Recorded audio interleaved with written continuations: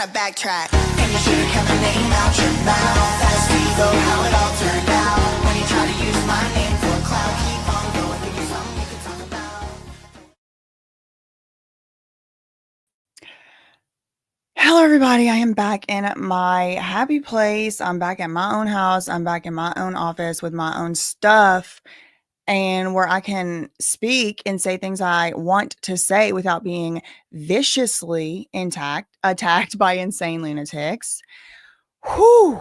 If you haven't seen my most recent post on YouTube, on the community post, if you haven't seen my most recent Instagram post, my most recent Twitter tweet post or whatever, I did not have a good day yesterday. It was not a good day. It was actually a bad day. I'm not going to say like one of the worst days because, girl, I've been through some stuff and this was literally just a clan of clowns, but like, I honestly, like, I'm not even ready to fully really even talk about it, so I'm not going to right now.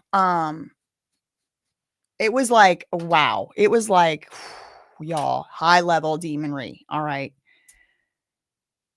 I mean, you have to know it was pretty serious. I wasn't even on here yesterday at the biggest day of the whole trial. You know, this has been like my whole, like, pretty much life has been revolving around this story for like at least a few weeks, couple months.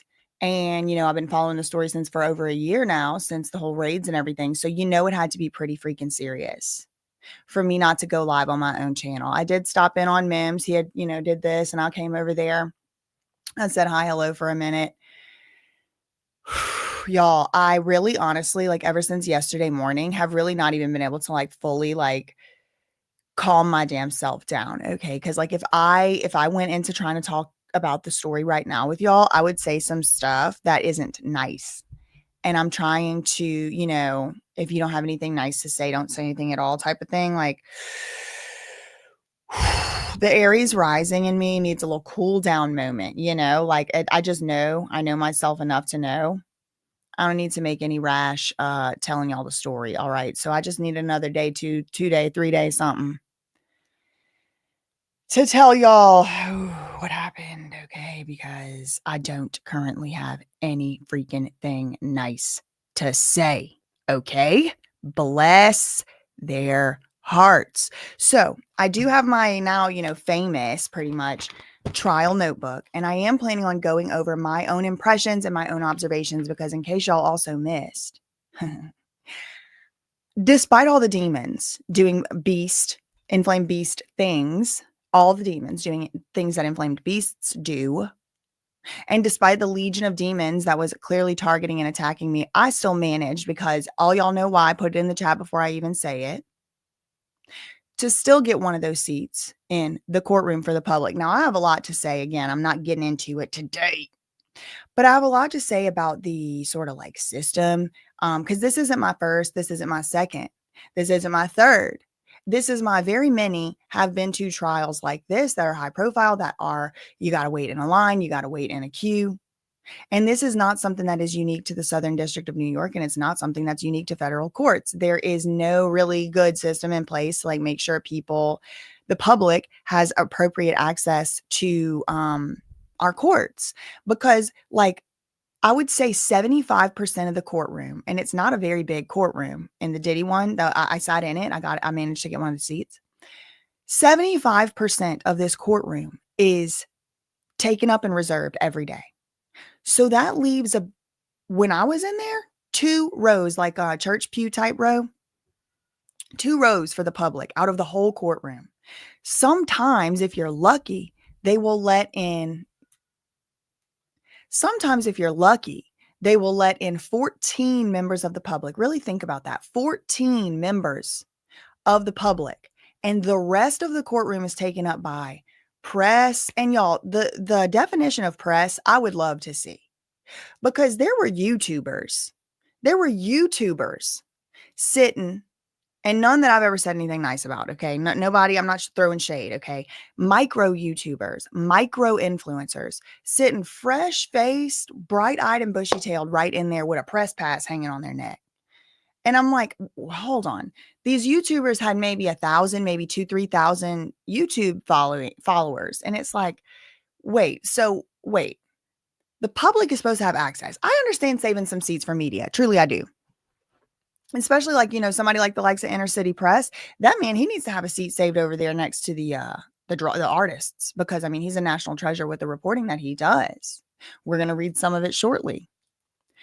So I have a lot of criticisms about just like how this whole, like, first of all, let's start there.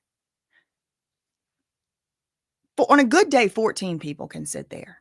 But most days lately, it's been 11 people. 11 people from the public. Everybody else is media or Diddy's family. Again, I think that is okay. I think saving a few rows for Diddy's family and any defendant's family is fine. I think that's even good. I think that's fine. But the entire right side of the entire courtroom is just media. Some of the media makes sense. Big, outlets that have a large amount of the public that are reading them. That I'm not going to say they shouldn't have some seats saved, but it's the whole right side of the courtroom, y'all. There was 2 rows, little church pew rows on one side of the courtroom. So basically one full row, across is the public. So people are fighting like savages and animals, literally up all night. There was whole economies springing up, scams, schemes, skipping. That's the title of that chapter. And again, I don't have nothing nice to say about it, so I'm not getting into the details at the moment. But I'm going to tell you all about it one day, very soon. Okay, I just need to.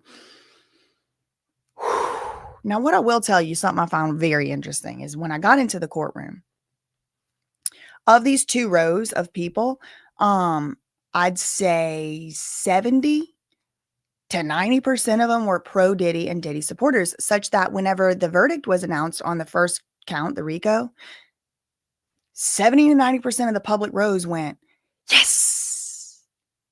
So reverse engineer that. How many neutral voices from the public are there? How many anti-Diddy or pro, whatever, there was like all of these people, and then some of them even had platforms and social media platforms, and it's like, then I started hearing a lot of them were there every single day. So it's like, every day, all day, hours. Interesting. The same group, and they're mostly pro Diddy. Now listen, what I will tell you is not everybody from the members of the public was nasty and inflamed. In fact, and indeed, I would say more than half of them were just fine and nice to me. All right. So no tea and no shade on every single one of them. But there was like a little group within. I'm going to have to tell y'all about it later. Okay. So for those reasons, I'm still kind of just even processing through the whole day, and even just all of it. Just there was so much going on. There was so much sensory input. There was so much to see and hear and dare I say smell, and not in a good way. Okay. And trip over and all that. And to feel, the so much to think about, so much to process. So I think, for as far as like giving a lot of my feelings and stuff like that, I'll sprinkle them in here, but I really just kind of want to I just got back, to my house today. So I just need to kind of shake that off and really think through it. And whenever I speak about, my, impressions, it'll be more, I think, coming from a better mindset, So that's what I'll say about that. Okay, so let's go to Inner City Press and just kind of like read his tweets as if we were, we're a day late. But I want to put it in here for like the history books and things like that, the history, whatever, like a little time capsule. I did not get to meet Inner City Press, and I wish I did. I looked for him in the courtroom, and I did not see him. It's like he has an invisibility cloak. I look for him in the morning. I look for him in the afternoon. I look for him around the courthouse, and I was just like, where is he? I don't know. But he was live tweeting it, so he definitely was somewhere in there. But it was like, I could not see him or find him. Thanks so much, Jules, for the $5 super sticker. Thank you, Tina, for the $4.99 super sticker, and thank you to Kim for the $4.99. Shout out to Blue Butterfly becoming a member or rejoining.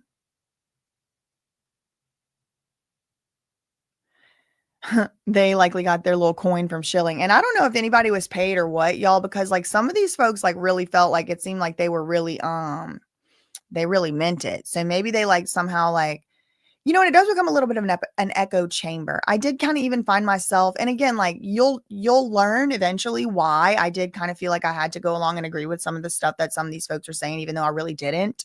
And I don't normally like to do that, but whenever I did just try to simply disagree with something that somebody was saying on an issue of literally on the law and try to explain to them something, like I got like yelled at, attacked, called names. It was like, whoa. So it doesn't surprise me that that type of person would be supporting Diddy, because that is exactly what he was accused of in this trial. So they act like that. So of course they would think there was nothing wrong with Diddy doing it, because they do it. They don't allow people to disagree with them or even try to correct them and tell them, hey, look, like I actually know what I'm talking about. Like I'm trying to tell you what to expect before you're real disappointed in this bail hearing. And it was like literally, I was sitting down, they were standing up, and they were pointing and screaming. It was really literally insane. It was one of the freaking craziest things. And I grew up in the trailer park. Okay. I've been around I was about to start chanting Jerry, Jerry. Okay. It was so trashy. It was so trashy.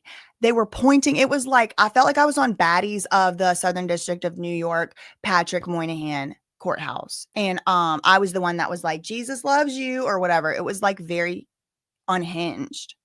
Very unhinged, and they take your phones. So I had no protection of like recording it, which I would have immediately done. It was crazy.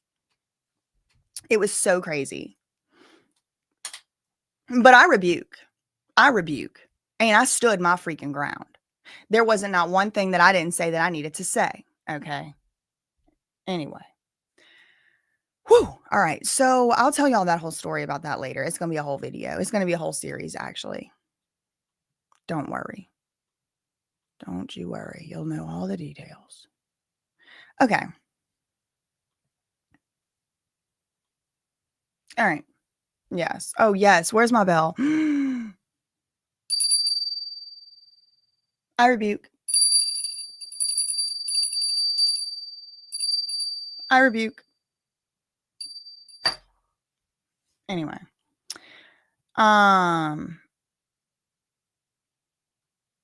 Thanks so much, Too Not, for the 4.989 super chat. Thank you for what you do. We appreciate you. Thank you. I appreciate that. Thank you so much. And I am still a little shook up. Like, y'all, they had my cortisol through the roof.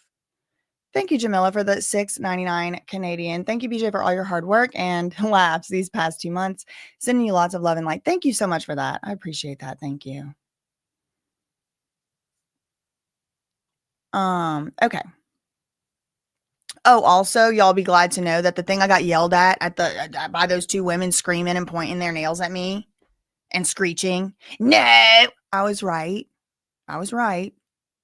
It was about whether or not the judge can take into consideration behaviors that he observed at the trial, like violence, obstruction, propensity to repeat, danger to the community, etc., safety of the witness. Like he could take those things into consideration, even if the jury didn't find Diddy guilty, because the judge sat in the courtroom and saw the evidence and heard the evidence. He can make his own judgment, not on whether Diddy is guilty, but on whether he is a danger to the community, whether he is likely to flee, whether he's violent.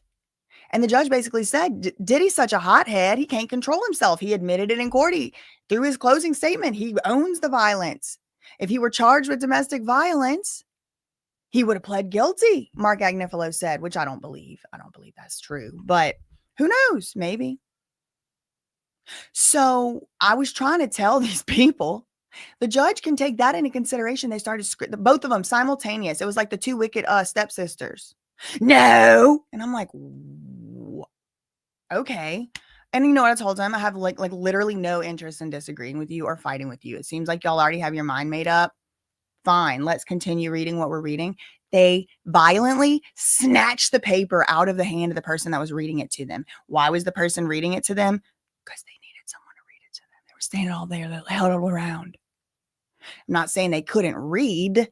I'm saying they needed this specific thing explained to them, which is fine. These are very complicated arguments and legal processes. So that's why I'm trying to step in and share the information, even to the people that were mean to me earlier. Even to the people that were mean to me earlier, I'm trying to help them out and let them know what to expect at this stupid bail hearing. And they're screeching at me. and then called me names. I'm not getting into details at the time or at the moment, okay? But I will. I didn't feel like going and get my other emotional support brush, so I got a different one today. Okay. And so here we are. We're just going to start with Inner City Press's tweets. Thank you so much, Blue Butterfly, for the $20 super chat. Sorry you got attacked by that ET Snuffleupagus hybrid.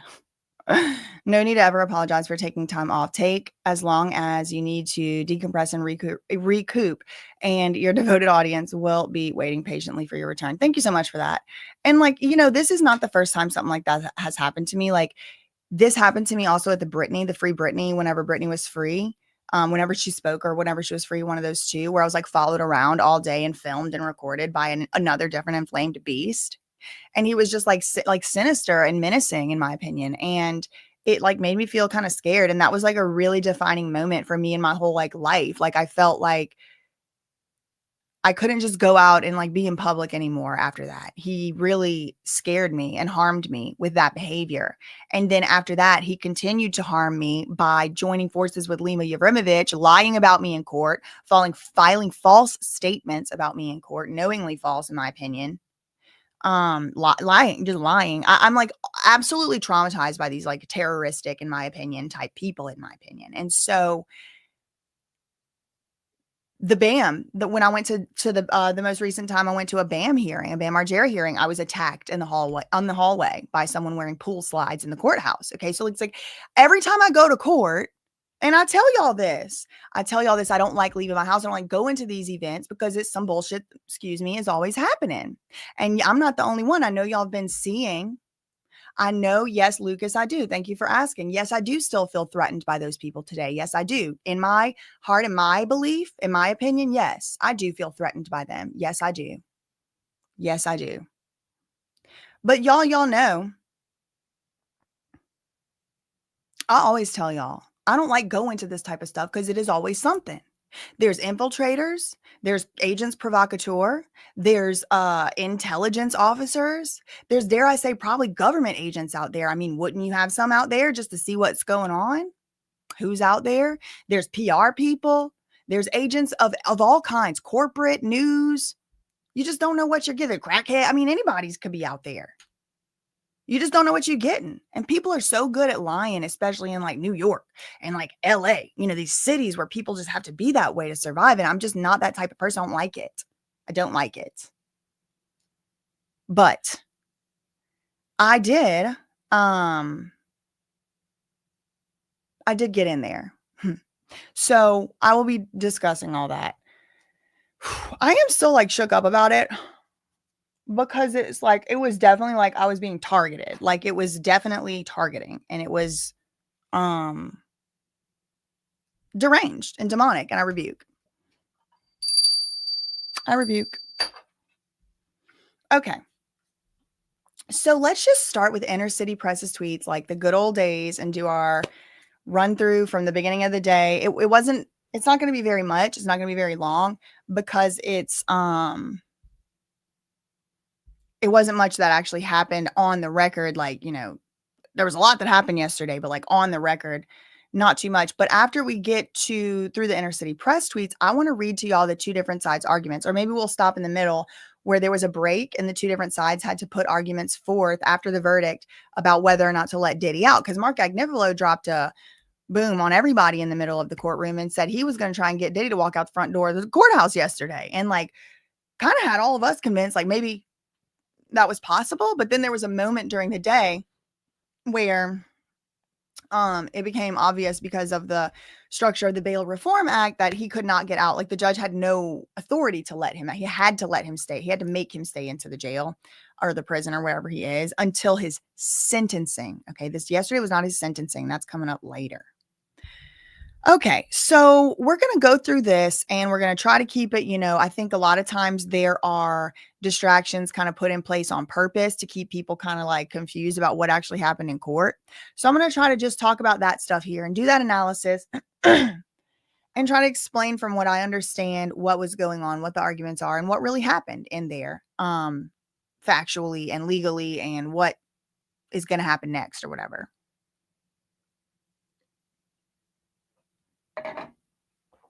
Okay. Trial day 35, jury deliberation, day 3, after verdicts reached on 2 through 5. Okay. So the place that it started yesterday from a procedural standpoint is that the jury had found, had reached verdicts. The jury had reached verdicts of guilty or not guilty on counts 2, 3, 4, and 5. This was on Tuesday afternoon. But they could not come to an agreement on a verdict on count 1, which was RICO. Now, we all had our different predictions on what it might be. Personally, some of my predictions were right. One of my predictions was wrong. Because I said on count 1, I didn't know. I didn't even guess on RICO. It was a toss up to me. Count 2, well, I don't know the numbers of them, but the one where I figured he would got on the institution ones, so that was right. So those predictions came true. I thought he would be found or could be found, but I kind of predicted he'd be found guilty on trafficking of Cassie, because there was all these extra factors of, she was 19, he was like 30, whatever. He was her boss. He was her employer. He had owned the label that she was signed to. She was signed to him for a 10 album deal she couldn't get out of. A lot of these factors existed with Cassie that I didn't see. I could see how jurors might find Cassie and Jane to be dissimilar as victims. So I was saying maybe probably not guilty on Jane as trafficking, but definitely on the prostitution of both, like the both counts. RICO, I didn't know. And Cassie S trafficking, I thought guilty. That was the one that I got wrong. He was found not guilty on that. So he was not found guilty at all for S trafficking.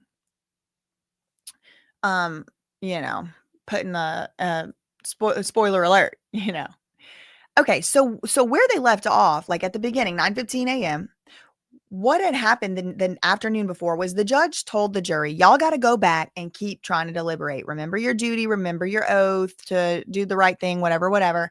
And y'all got to go back there. Y'all have to deliberate a little bit more. I think you can do it.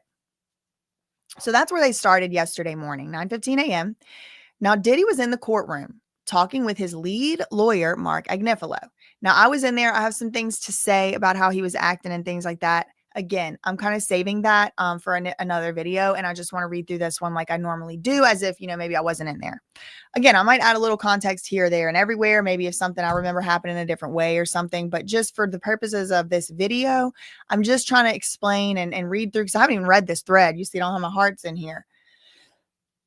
Because again, I didn't have my phone. And then by the time I got out of there, I had other stuff I had to worry about, like protecting my freaking self from these deranged lunatics and other things. And then we were kind of locked in the courthouse.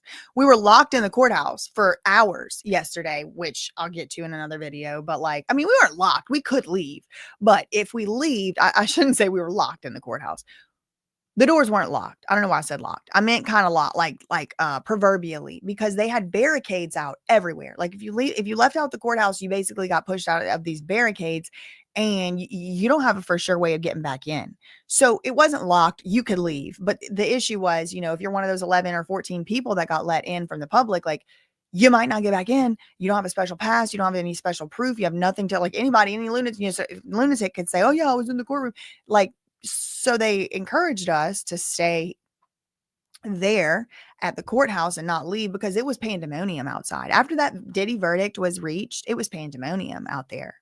So they had barricaded. There was like U.S. Marshals everywhere, agents, this and that. And it was crazy. It was pandemonium. Again, I'm going to tell y'all all about those details at a later video. This one is just to kind of read through these threads. I might say this just a few more different times throughout the video, but sorry if it gets repetitive, but new people do join.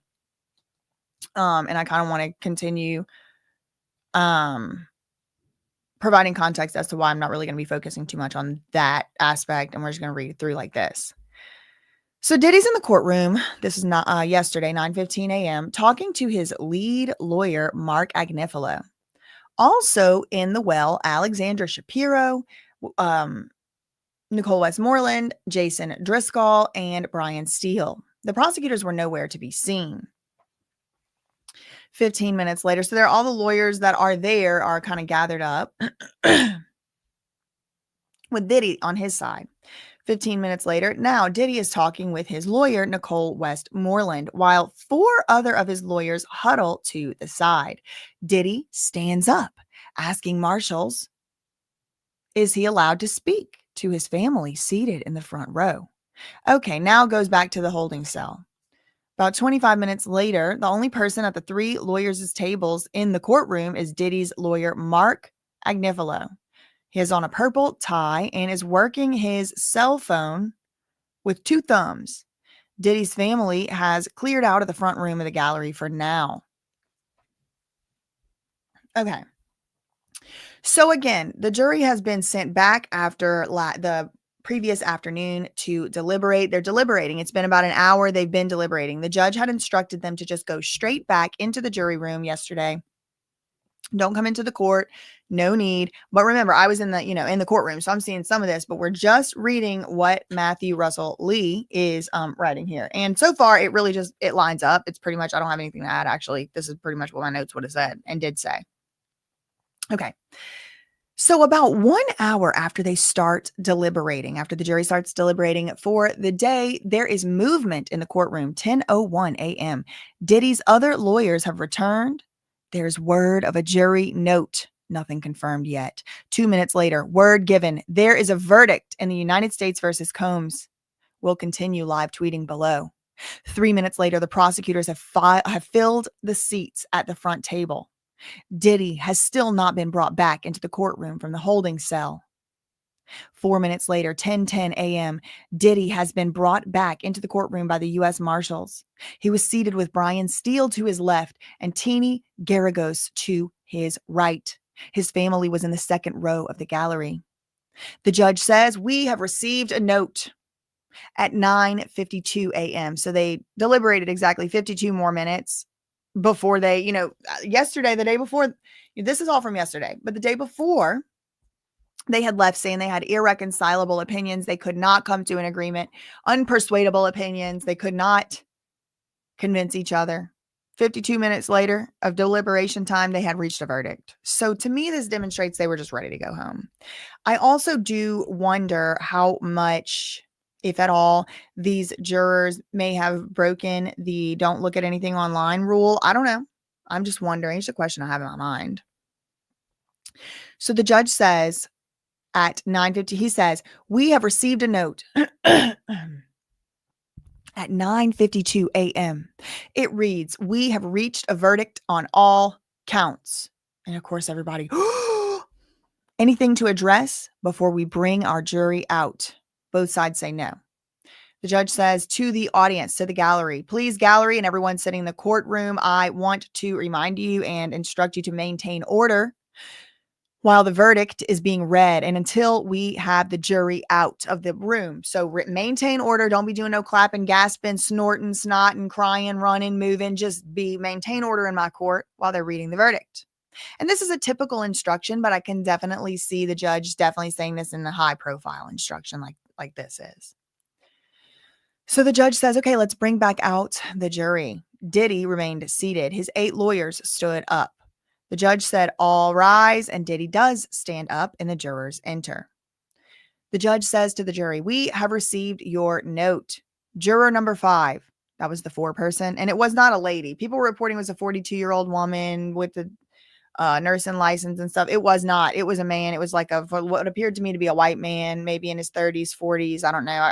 I wasn't that close, but he was a man. It was not a woman. The judge says, we've received your note. Juror number 5, have you reached a verdict? And the juror number 5 says, we have. Is the verdict unanimous? Juror 5 says, it is. The judge said, please provide the verdict for the deputy. Or to the deputy. So he, form, the verdict form. So you remember that verdict form, the verdict sheet, it had guilty, not guilty, not guilty. And you have to put an X. So the lead juror 4-person hands over the paper or the page to the bailiff. The bailiff or the, deputy brought it to the judge. The deputy said, In the matter of United States versus Sean Combs, how do you find the defendant on count 1, which was, again, RICO racketeering? Juror 5, not guilty. Okay, in the matter of S trafficking of Cassandra Ventura, Juror 5, how do you find the defendant? Not guilty. Okay, 4-person. In the matter of, in account 4, transportation for prostitution regarding Cassandra Ventura, how do you find the defendant? Guilty. So that was the first guilty, and this is the prostitution charge. Now, the main difference between the federal criminal statute for S trafficking and transportation for prostitution is the so-called victim or alleged victim's consent. So if the person's willingly doing it, there's no force, there's no fraud, there's no coercion, she's just doing it happily, willingly, it's still a crime. You can't pay for SEX and do it over the, the state lines, or even attempt to do it, and stuff like that. However, the S trafficking is the one that involves force, fraud, and coercion. They found him not guilty on that. But for the one involving Cassie, but for the transportation for the purpose of prostitution, they found Diddy guilty. Okay, deputy, in the matter of S trafficking, how do you find Diddy? Juror 5 said not guilty, and this is of Jane. So both S traffickings not guilty, but both prostitutions guilty. And that was count number 5. So the judge then gives instructions to the jurors and says to the jurors, I ask the jurors to consider not speaking with the media. There's a long-held tradition in the jurisprudence of the United States of America that there is a sanctity of secrecy in the jury room, and it could make future juries apprehensive to fully give their thoughts and opinions in the situation of what happened, in deliberations. If they think that at any given moment, one of their fellow jurors could go and, spread that far and wide. He says, I also ask the media not to question jurors about their deliberations. But of course, the judge doesn't really have jurisdiction over the media. It's just a simple request. He's trying to, keep the sanctity of the secrecy of the jury room, but it's not a law. It's not a court order like that. He's just asking, and people can break it. And I think people already did. I'm going to have to make a separate video on that. They got alternate jurors talking, and it's the one from the UN.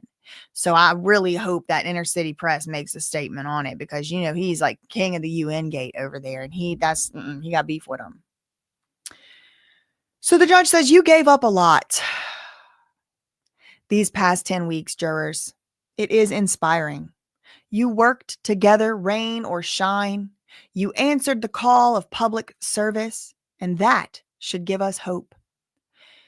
Now, I do need to address a few matters with the lawyers outside of the presence of the jury, but if you wouldn't mind, jury, this is the judge talking to them, waiting around in the jury deliberation room back there in Narnia or wherever it is, and just for a little while, and I would like to come back and thank you personally and shake your hand or whatever. I need to address a few matters with the other lawyers, and then I will come back to meet with you. Jurors, all rise. So we all rise, and the jurors exit for the last time. The judge says, all right, now that we have the verdict, I will hear any applications, and then let's move on to scheduling and talking about a sentencing date. Agnifilo said he should be released today, Your Honor.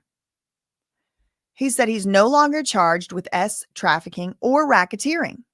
So earlier, under the provisions of, I believe, the Bail Reform Act, if a person, a criminal defendant who has not yet been indicted, is accused of SEX crime, like S trafficking or something like that, then the presumption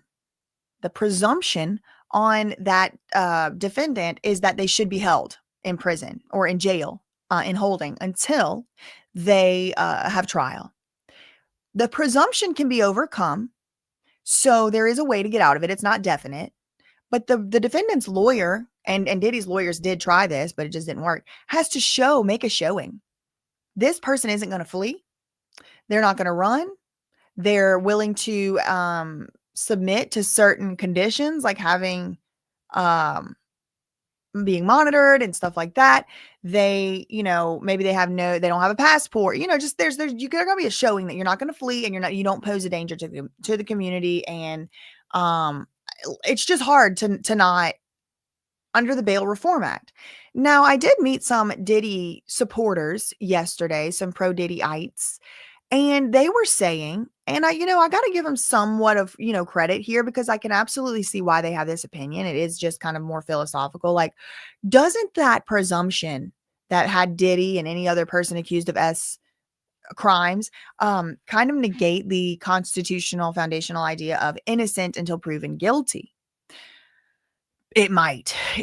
But the way that our 3-branch judicial system is set up is there's checks and balances on, certain sections of the government, such that judges cannot write the laws. That isn't their job. The writers of the laws and the passers of laws is supposed to be the legislative branch. So they wrote the Bail Reform Act. They write these mandatory sentencing guidelines. And the reason for that is supposed to be because those people are elected representative of the people of their districts and the people of or representatives of their state. So they write the laws. Now, judges do end up making law under the concept of the stare decisis or the precedent, but the judge can't just say, I don't like the Bail Reform Act, so I'm letting Diddy free. The judge has to follow what the law says. That's the whole point. The judge is the judge of the law. So he's judging, adjudicating. Agnifilo said, but Your Honor, Diddy is no longer charged with ST, right? So that fell away. The whole reason, Mark Agnifilo is saying, the whole reason that you made my client Diddy have to stay in jail is because he was charged with serious crimes, including racketeering and ST. But he's no longer charged with those things. He's actually been acquitted. So you got to let him go. You got to let him out of here. His plane has been chartered, so he doesn't even have access to the plane, Your Honor. It's in Maui. He does not have access to the plane. This is his first criminal conviction ever, and it is a prostitution offense, Your Honor. He should be released. And he said his family is sitting here. He should have a bond.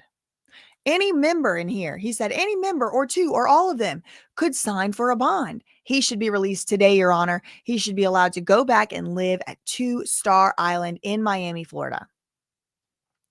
The judge said, okay, wait, hold on. This mark is just coming up right now. I am going to let the government say their piece. I'm sure they have something to say about this. But are you proposing that? And the judge was like, he just walk outside, right? Like just right now. And everyone in the court, everyone, including me, like everyone was just kind of like, because like either people were like, oh my God, I didn't even think that was a possibility. Earlier this morning, everybody thought he was facing up to life in prison, and he was. If he would have got convicted of found guilty of even one of those as trafficking, and now he stands acquitted, just to be clear, he's been acquitted. He's not even like he was accused by the government, but he was not found guilty. He was actually found not guilty. It wasn't even a hung jury. The whole jury unanimously found him not guilty, which means the whole jury at least stated and testified that they found the government did not meet their burden to prove beyond a reasonable doubt that Diddy S trafficked. But if he would have been found guilty of S trafficking for any reason on any of those two, each count was a minimum of 15 years. So if he would have got one institution and one trafficking, that could have been 25 years. If he would have got both of the traffickings, that could have been at minimum, just both trafficking, 30 years. Done. You're done. So, that morning people were like, he's going to, at least probably be in jail prison a few years. I'm sure his family was preparing for that. And he probably will still be in prison for at least a couple of years. And I'll tell you why I think that in a moment. And it's all public stuff, but use your own discernment, your own judgment, and make up your own decision. If you think that, that's just a prediction. I don't know.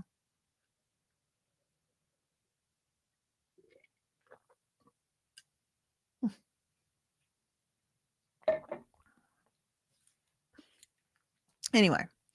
Okay, so the judge is like, just to be clear, before I hear from the government, are you suggesting, just to be clear, that he just walk outside like now?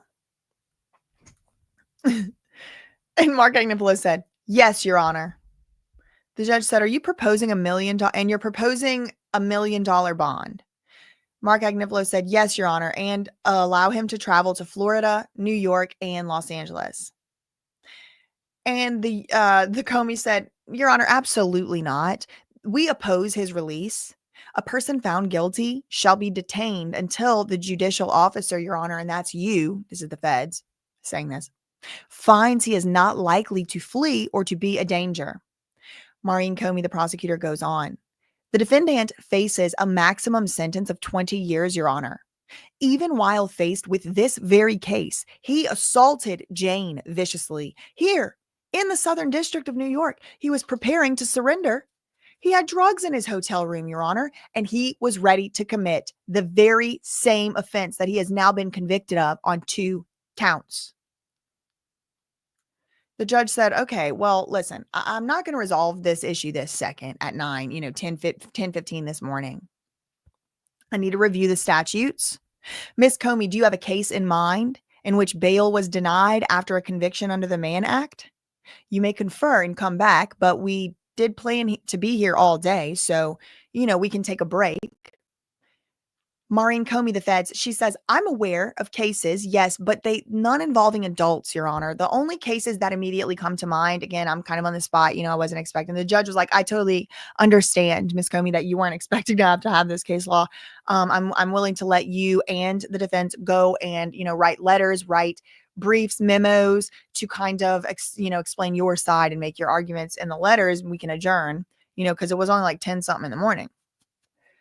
But the assistant U.S. attorney said, "Your Honor, I'm aware of cases involving minors, but we do intend to raise relevant conduct at sentencing." Okay. This is important. And this is something that the people that I was speaking to in court yesterday just didn't understand. And this is whenever I had to tell these people. I told many people yesterday, like, it really appears to me that you are not able to discuss this issue dispassionately. You have a lot of passion. It's very clear to me you care a lot about this case, and it's like something near and dear to you. To me, I just don't have that much of an emotional investment. And so I just can't get all worked up. Like, I've really trained myself, and I continue to try to make the active choice to even more and more and more so look at things objectively without allowing my passion about certain things to be diminished, but without allowing the passion about certain things to affect and cloud my judgment whenever it comes to the equal application of the law. And so I think, here is where this comes up. She says that she intends to raise relevant conduct. This is the feds, Maureen Comey, the lead prosecutor on this case. She wants to raise, quote, relevant conduct at sentencing. Now, she specifically mentions the substances and the violence. So, in a case like Diddy's case, where the judge that sat through and listened to the whole trial, he adjudicated and ruled and presided over the whole trial. This is Judge Subramanian. In a case like this, where he sat over the trial, but he is also going to be the judge that's going to be in charge of sentencing Diddy. He or she, if it's a female judge or, whatever, they are allowed to take into consideration relevant conduct of the defendant. Even listen up, y'all. And this is what those people were screaming no at me, but listen to me.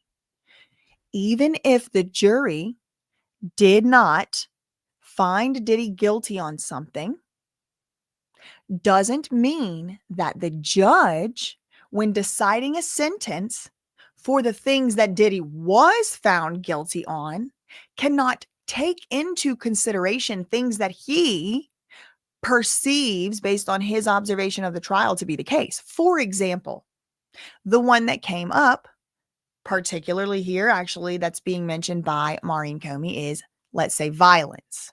Okay. Now, do not get confused. This is not the sentencing hearing. And the judge did reiterate over and over yesterday to Mr. Agnifilo, just so that you are aware, the things that I'm considering and whether the factors I am considering and whether or not to allow Mr. Combs, your client, to leave prison for bail right now are not the same factors necessarily that I'm going to necessarily be considering whenever sentencing him. We are not at the sentencing stage yet. And the judge kept reiterating that over and over. So the judge tells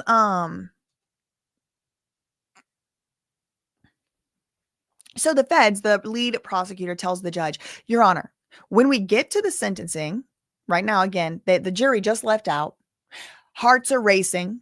There's like 5 federal marshals standing back there in various states of dressed incognito. It's windy out there. Like 5 federal marshals out there and like right back behind. So no one has even left out to like say, anything yet. Or maybe a couple actually, maybe by this point, some people had left out to go and tweet, the guilty or whatever. But it's kind of like now it's like, don't disturb the proceeding kind of thing. And so, Maureen Comey is like, no, Your Honor, do not let him out on bail. You got to keep him locked up until we get to that sentencing hearing. And the reason is because, we intend to raise relevant conduct at the sentencing hearing, which means that Diddy's facing still 20 years in prison. He's still facing a long time in prison. And because he's facing a long time in prison, he has a motive to flee. We're going to bring up the violence Your Honor heard about. Now, was Diddy convicted of domestic violence? No. Was he charged with domestic violence? No. His legal team made us very aware of that. What was he charged with, though? RICO. What do you have to prove? How much, we all know this by heart by now, right? What do you have to prove RICO? A bunch of the 4 things, I think.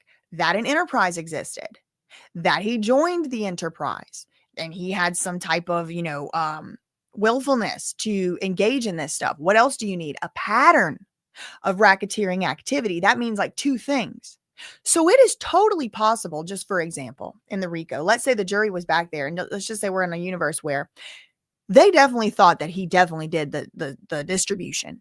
Definitely did the distribution. 100% unanimous. All the jurors agree. He distributed. Yep. But that alone is not a pattern of racketeering activity. Okay. So the judge can, for example, also have found Diddy distributed drugs, and he is allowed to take that into consideration at sentencing. The judge can have found, for example, Diddy beat the brakes off Cassie because he saw it over and over on his screen.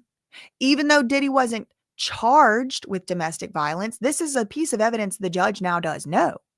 And he is not only allowed and entitled, but does have a duty to consider all of the things he knows to be true when he is sentencing. It is his responsibility. It is his duty. So Maureen Comey is saying, Your Honor, we are going to ask you to take into consideration special sentencing factors such as relevant conduct, including drugs and violence. Drug distribution, we saw evidence of it, Your Honor. You sat right in this courtroom and you saw evidence of him beating Cassie. You heard that it wasn't the only and the first time or the second or the third that it happened. You heard that it happened again with Jane, Your Honor.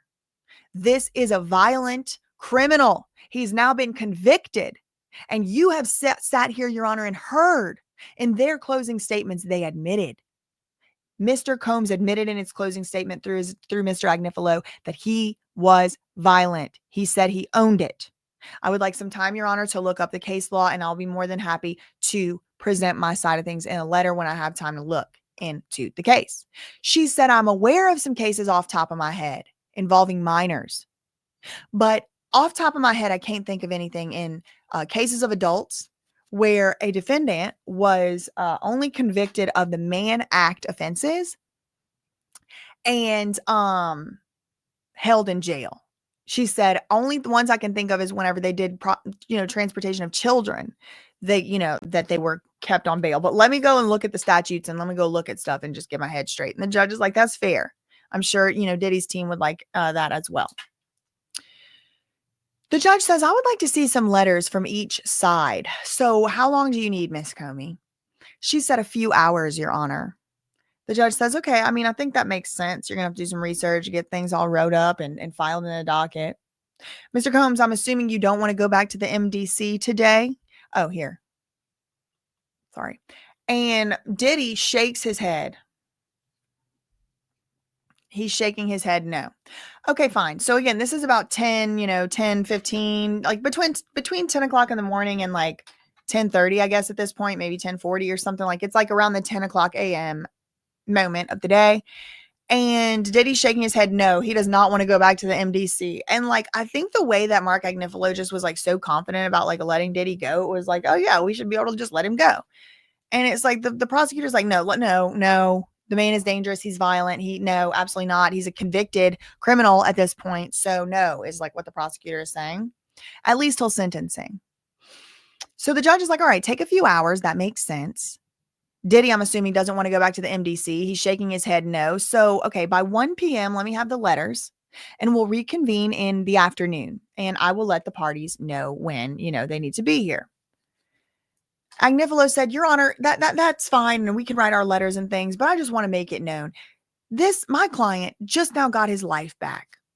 This morning, he was facing some very serious criminal charges that had a lot of, he was looking at life in prison this morning. And this jury has just given my client his life back. He would be a fool, which he is not, to violate any condition that Your Honor puts forward. I mean, he is willing to follow the law. He would be a fool. He would be a fool if he did something crazy while you let him out, Your Honor. He would be a fool, but he might be a fool.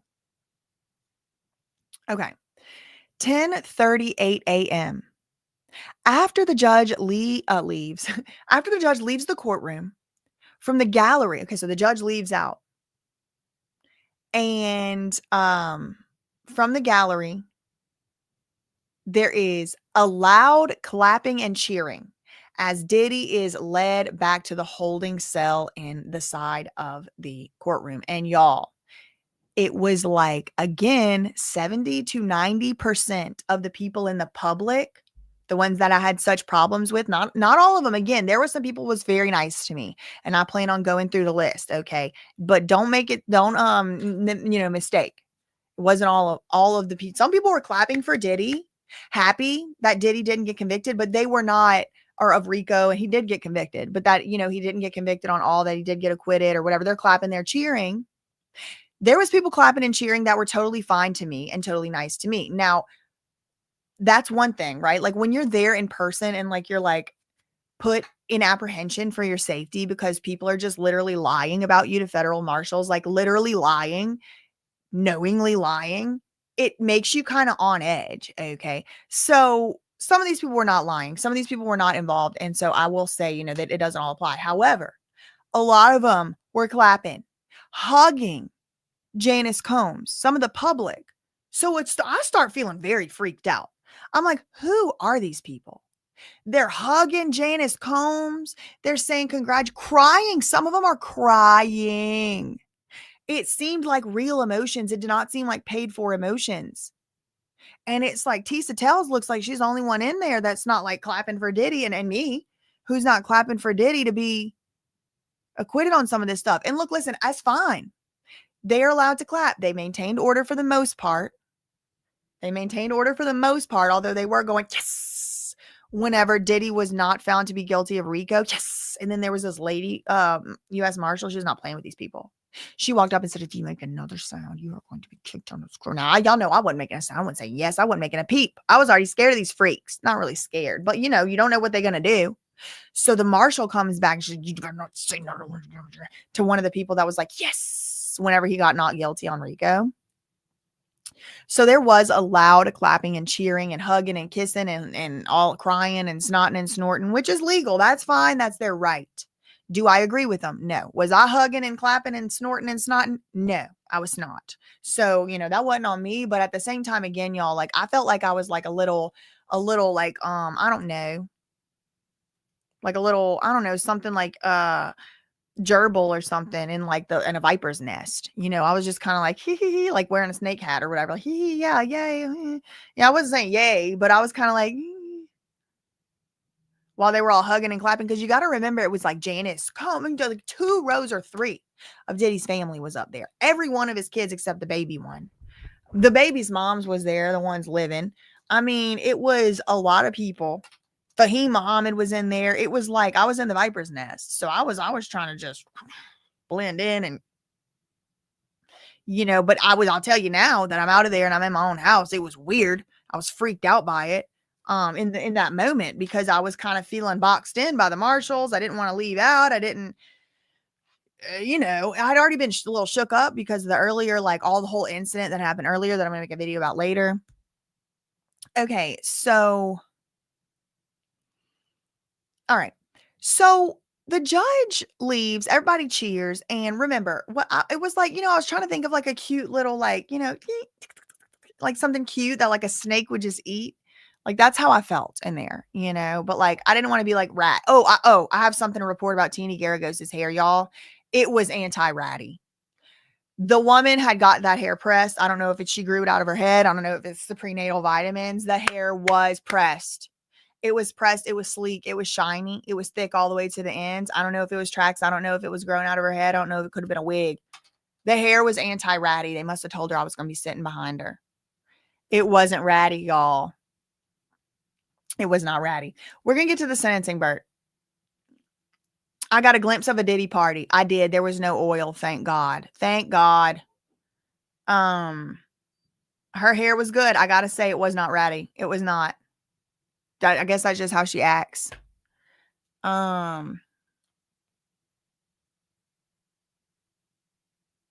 must have told her, girl, you better make sure. You better make sure.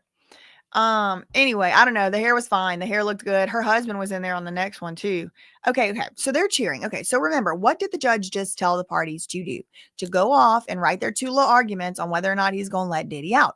So the fact that the judge was sitting in there saying, Miss Comey, do you have any cases where a defendant was held on just Mann Act charges? And it kind of made me think like, oh shoot, the judge is like, don't know whether he's going to let Diddy out today or not. And it started to cross my mind that Sean P. Diddy Puff Daddy Combs might be walking out the front door. And I was like a little shook. I was like, yeah, I don't know if I want to be around for that. I don't know if I want to be around for that, to be fair. But the judge is like, we'll give you a few hours. How about 1 p.m.? So it's like 3 hours or so, like 10, so like 2.5 hours from then. How about, that's the due date time. That's the deadline for Maureen Comey and the prosecutors to file their arguments about making Diddy stay in jail. And we'll go from there. Okay, fine. Cool. Great. So they do turn in that letter around 1 o'clock, I guess, or at some point. But in the meantime, Cassie's lawyer also files a filing, and also Deontay Nash filed a filing. And before the government hits the docket, I believe the Cassie lawyer one hits the docket. That was Douglas Wigdor, who was in the courtroom yesterday in the morning during the sentencing. During the verdict. We are going to get to the sentencing, but I want to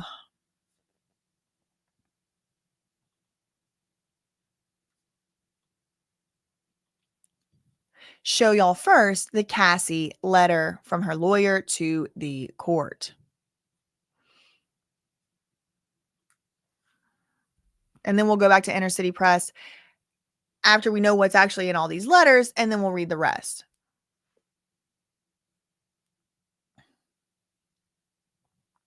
Wait, Mims is in here? Where?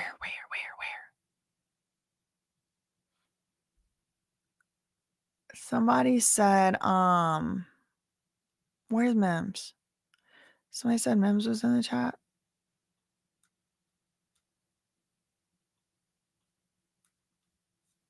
Let's see where he is. Yeah, Hibiscus Rose said she was emotional yesterday. Oh my God, where's Mims? Please. Hold on, can I do this?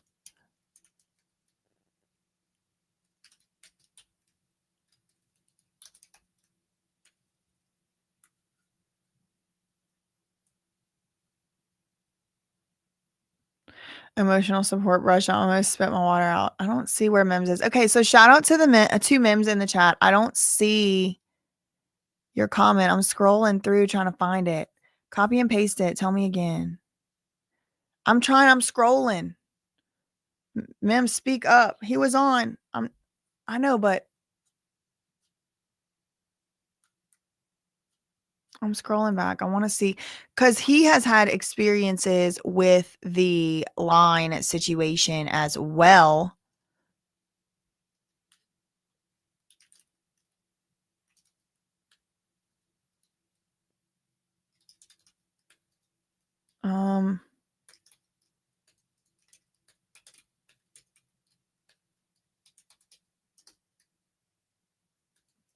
Shoot. I wish I could see it. Hold on. Because he's had experience with that, so I do want to hold on. See what he said.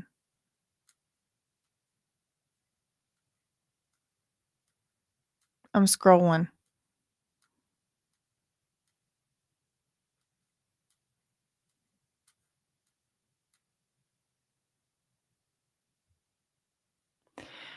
Yeah, they were clapping, y'all. They sure were.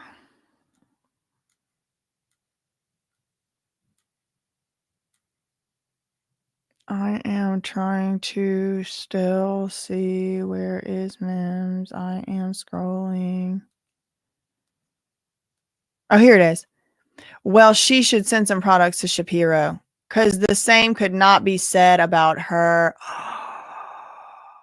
Oh my God. I will say about Alexandra Shapiro, Mims. Shout out to Mims in the chat. I will say about Alexandra Shapiro, I believe that the sketch artists really capture the prominence of her forehead accurately in their drawings. Okay, yeah, okay. And shout out to Mims. He was also there at the verdict. He was there all day yesterday too. I said Tenny should send some products to Shapiro because the same has never been said about her hair. That being said, she is brilliant at case law and manageable hair might not be her thing. I mean, listen, she could send me whatever she's using too, girl. I mean, I wouldn't mind having my stuff shimmering and shining like that. I saw. Okay, let me pull up the Cassie lawyer letter. So this letter came out. So again, y'all, we're kind of like hanging out around the courthouse, and like I'm scared to leave at this point. Well, I come back around 1:00 because that's whenever it was said that their letter was due, and it was so hard to get back in the courtroom. Like I barely got back in. I walked in with like right behind Diddy's like family and bodyguards. I think they were playing the Cassie song, which was very weird. The Me and You song. But like I just kind of like we just walked in because I told them I was like I had a seat in the court, and it just so happened that one cop right there was like, let me in, but it was not going to be for sure going to be able to come back in. So at about 1:00, I got back there again, maybe 1:15. And I did not leave again until like after 5, whatever, like after 5 from the courthouse. So from like 1:00 to like 4:45, it was just waiting around inside the courthouse. Now, thank God there was like a balcony on the 8th floor, like a patio, like, like a patio section, like a courtyard outdoor section of the 8th floor. Which was like the cafeteria. And so I was able to kind of go outside. And again, y'all, I could have walked out the building at any moment, but I wanted to be there for the trial. Wait, what is Mem saying now? He said something else. Y'all, I mean, I don't personally have a lot of room to talk today, especially, girl. That's why I said teeny kids send me girl, get out of here. Y'all see the inflamed beasts tried to come in here. I freaking rebuke. I absolutely rebuke. I am absolutely not going to be bullied. I am absolutely not going to be harassed. And in fact, and indeed, I am absolutely willing to call authorities if anybody thinks they're going to do that. So move along. I rebuke. I saw it again, y'all. So yeah, she has a very prominent forehead. And another thing too, y'all, just so y'all know, I'm not interested in getting into drama with anybody either. I'm going to be saying exactly what happened. If people don't like it, they can kiss my fucking ass. All right. I'm going to be saying exactly what you tried to do to me, bitch. So if anybody has any problems with it, take it up with the Lord, because I'm going to be saying exactly what you tried to do to me. Crusted, dusted, busted. I already told y'all. I didn't have nothing nice to say at the moment. Anyway, get out of here. Breath stink. Breath stink. Bree, I'm trying to not, say anything if I don't have nothing nice to say. But, sometimes the demons, it hits at just that right frequency.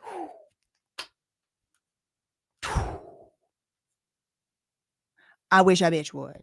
I almost do. I'm at the point, though, where I got to feel like kind of scared for people that cross me, because the Lord goes at them so hard. They lose everything. They go bankrupt. They lose channels. They lose Instagram accounts. They lose sponsors. They lose parents. It's not me. It's not me. I feel bad. I feel almost bad for people that cross me. That's the point I'm at.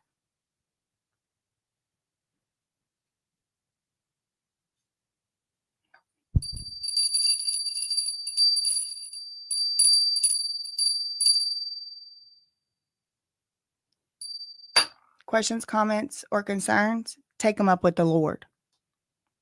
Thank you. Okay, so I'm there at the courthouse, basically fearing for my life because of these freaks. And again, just whenever y'all are about to hear these people start lying about me, because it's coming. When y'all are about to start hearing these people lying about me, really truly ask yourself what reason I would have to be lying.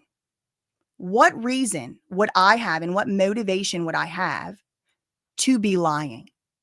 Y'all think after sitting with me for hundreds of hours at this point, live, you might have a pretty good sense of what motivates me?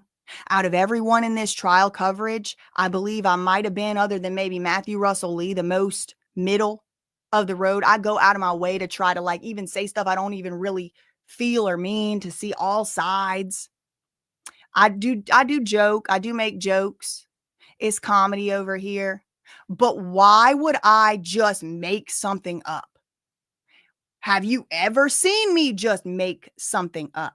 Have you ever seen me act out of pocket or unreasonably to another content creator, even ones that are obviously making shady videos about me? Have you ever seen me do that? Check my YouTuber CV. Have I ever been lying? Have I ever been mistaken? Yes, absolutely. And whenever I have a fact wrong, I try my very best to correct it every single time. The other day this happened, for example, I was saying with my full chest, making fun of everybody in the courtroom, that they were talking about distribution, intent to distribute. He's not charged with that. I was wrong. I had that fact wrong. He was charged with intent to distribute. Yes, he was. And I corrected that. I'm correcting it again right now for an example. I have no skin in the game. I do not even live in the Southern District of New York.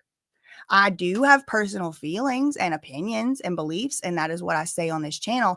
But when these freaks are about to start ganging up on me online, just the way they did yesterday in the courthouse, just ask yourself what reason y'all know me by now, would have to lie and make something up. For what? Do I seem like the type of person that's trying to invite drama with other creators? No, I am a member of We the People. It's We the People versus tyranny. That is where I stand. I believe in dharmic principles of righteousness, justice, accountability, transparency, compassion, empathy, forgiveness. These are the ethical principles that underlie my moral compass. None of the underlying ethical principles that underlie my moral compass have anything to do with division, strife, hatred, bigotry, None of them. I know for a fact y'all saw me crying on a live stream because Diddy had to ask a judge for socks one time and he couldn't have shoestrings. Okay. So even for Diddy, I have shown profound sympathy and I don't have an option. That's just how I am. I feel bad for people. I feel like, oh man, maybe there's a reason, Diddy, it turned out like that. Someone probably abused him. And that's probably true. But that doesn't mean I don't also think, and sometimes it's hard for me. It's conflicting because I think two things at once and I don't know how to reconcile it. It's confusing. And I think a lot of people like to calm themselves down in that disagreement in their own mind, that conflict within their own thoughts with just picking one real quick and sticking with it and not changing their mind. But that's not how I do it. And that's not the type of person I am. So I will change my mind from time to time. And I have. I can have sympathy and compassion for people and also have sympathy and compassion for the people they harmed. And I could have more. I could have more sympathy and compassion for the people who were harmed by the person. All of these things can also be true at once. And I am not the decider of any of this stuff. Okay. I'm just telling y'all my opinion. My preference is to not have conflict and strife with people. My preference is to be able to go to a courthouse and stand in a line in the spot that my fiance held for me and not get skipped and not get cussed out and not get lied to and not get lied about and be able to exercise my right as a member of the public, as a citizen of this country, to one day of the Diddy trial that has consumed my life for 2 months.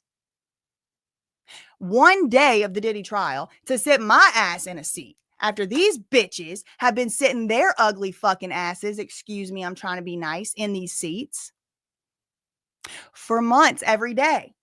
Do you believe one of them had the audacity to call me greedy? Greedy because I was standing in my rightful place in line and they had been in that courtroom all trial. Greedy. It's like words don't even mean words anymore. I mean, but anything can mean anything anymore. So when these liars, because I know it's coming, here's the prediction, it's coming. They're all going to get their story straight. They probably in a group chat right freaking now, figuring out what absurd, obscene shit they're about to make up about me because they tried to keep me out of the courtroom yesterday and it didn't work. Want to know why? You already know.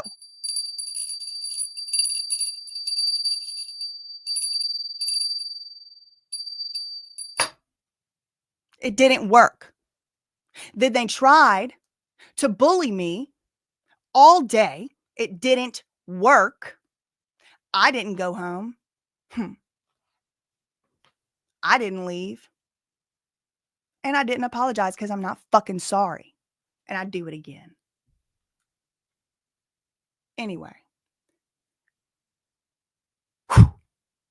So, I'm at the courthouse looking over my shoulder all damn day. Timbaland shows up to the cafeteria. I wouldn't have recognized him from Adam. Somebody in there told me that's who that was. But if I'm Diddy, speaking of sympathy, and put myself in other people's shoes, if I'm Diddy, I'm telling him to get the hell out of here. What? How you gonna show up now? Unless your name is Kanye West or Charlucci, whatever his last name, or Lenz and Combs. If I'm Diddy, I'm telling you to off. Because for better or worse, deranged, demonic or not, at the very least, it was like when he was in his darkest days. Who stood by him? Kanye West and Charlucci and his family, and that was it. And now they want to come to the courthouse, and now they want to come to the cafeteria to give Janice Combs a hug. If I'm the Combs family, I'm telling him to miss me. Where was this energy the last year, buddy? Where was this energy the last year? That's what I would feel. I mean, I don't know. I've never been in Diddy's spot, not to speak for Diddy. But so I'm up at the courthouse, trying to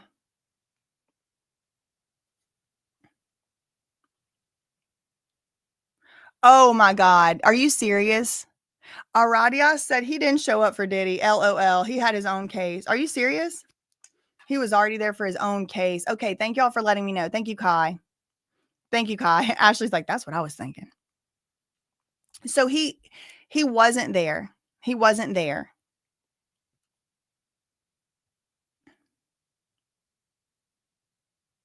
Yeah, Murad said the same thing. Okay. He has his own business to handle. Okay. I stand corrected. See, when I don't know something or I'm misinformed, I will correct the record. I don't have a reason to lie. She's lying for clicks and clout. Why would I want to talk about deranged, inflamed degenerates instead of something important? I can get clicks. I have no problem getting clicks talking about things that are true and that happened. I have no problem getting clicks. In fact, and indeed, I'm getting more clicks than most of them without talking about them. So why would I be lying whenever I tell you the story I'm going to tell you about their antics? They're about to, I'm telling you, I know it. I feel it. I see it. I sense it. They're in a group chat, getting their story together, and they're all going to release a video and they're going to lie. I feel it. And when these liars are lying, just ask yourself what reason I would have to be making any of this up. None. And I don't want to get into a drama and a back and forth. And I'm not getting into a drama and a back and forth because these degenerate circus freaking clowns are trying to come up off of my name. Thought that you could come up benefiting off of my name? Talking out the side of your neck like you insane? Cortisol levels to the roof. Inflamed. Okay? That's just what I need you to remember. I have no reason to lie, and I won't be lying. So anybody lying on my name better watch out because I have no problem suing for defamation. Bitch. Plural.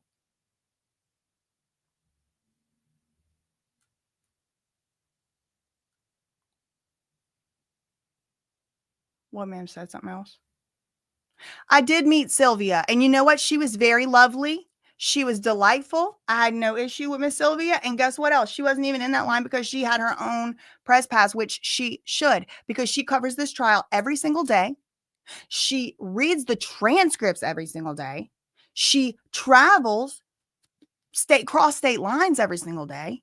So fine. And she was nice and I loved her. She was nice and shout out to her, infamous Sylvia. No problems with her. She wasn't one of the beasts, the inflamed beasts.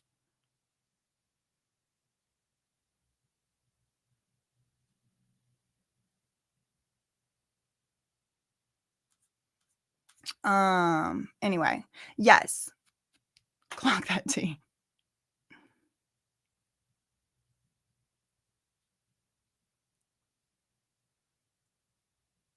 I keep missing what Mims is saying. I see y'all responding to him.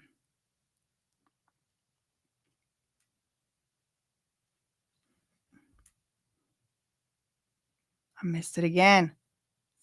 Anyway, all right. So we're there.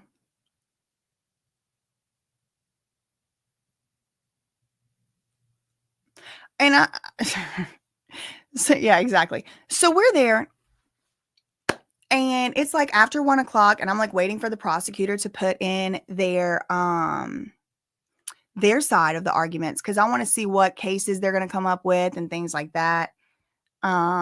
Wait, Mims said Timberland's manager said he could say he was there for the trial and not his own case. Oh, some people are saying, oh, he should have. Okay, I see.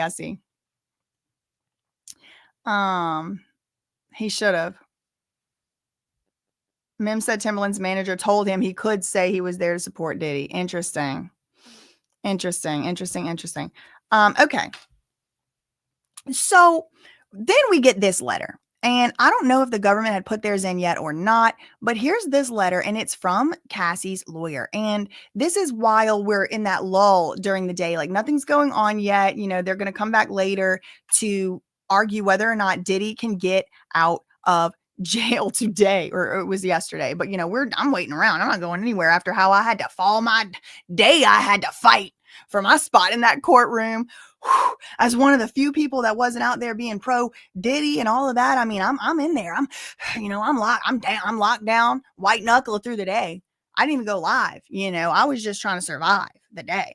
And I did easily survived it. It was kind of like, you know, I'm sure like when people run marathons, it's like hard or whatever, but like they could do it. They're trained for it. They know how. It's not like that hard. There's federal marshals everywhere. Like really, if you get out of line, I'm just going to like press charges on you. So anyway, so we write as counsel for Cassie to respectfully request, this is Cassie's lawyer, that the court deny Diddy's request to be released pending his sentencing on 2 convictions.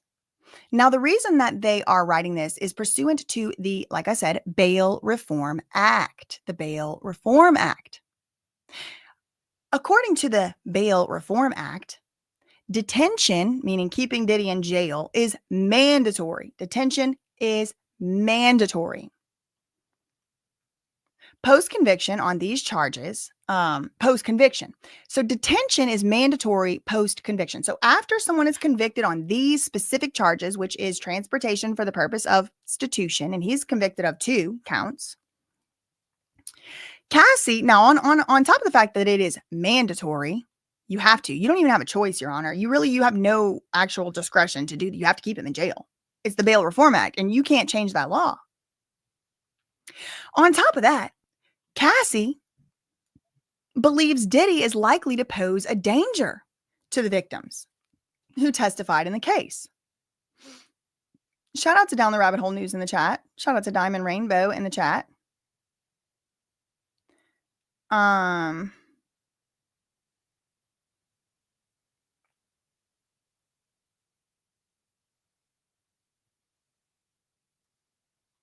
on, I'm reading some of y'all's comments.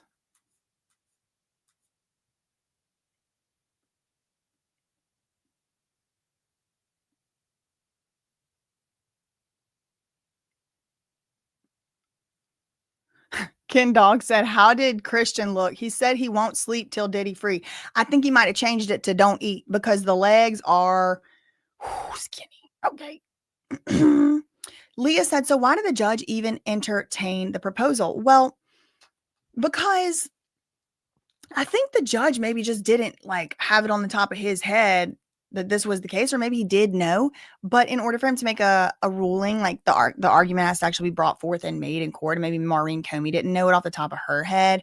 It was a pretty emotional moment, I'm sure, even for the judge. I mean, this has been a huge case for him. Probably the biggest, highest profile one so far, if I had to guess. All my life, all my day I had to fight.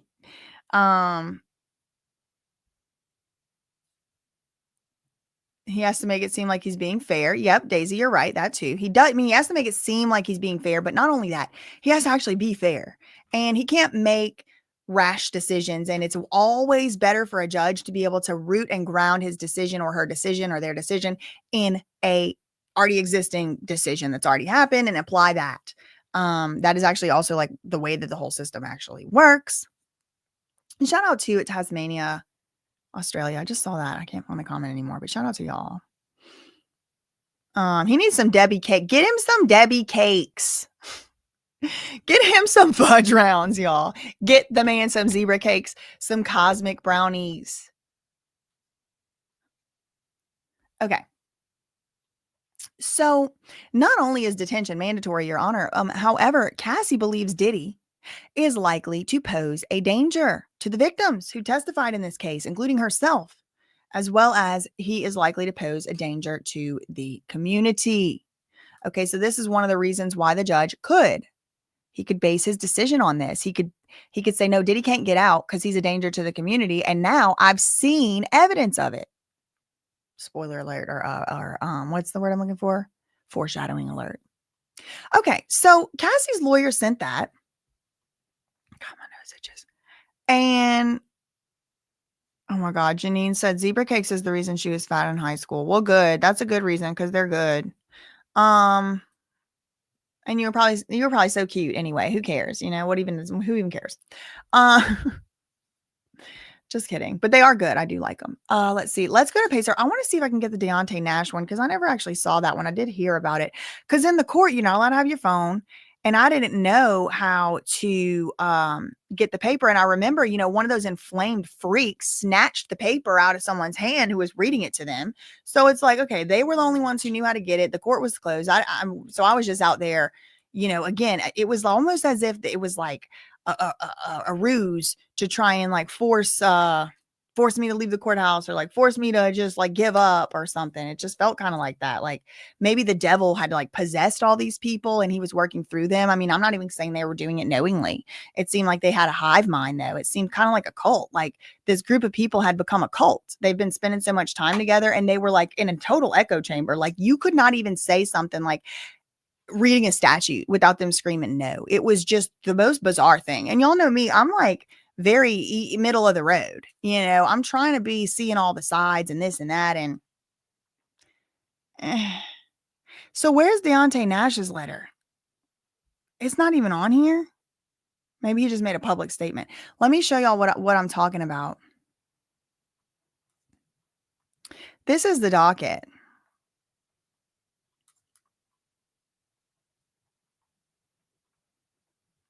The devil got into him. It had to be Michelle. And I rebuke personally. I rebuke.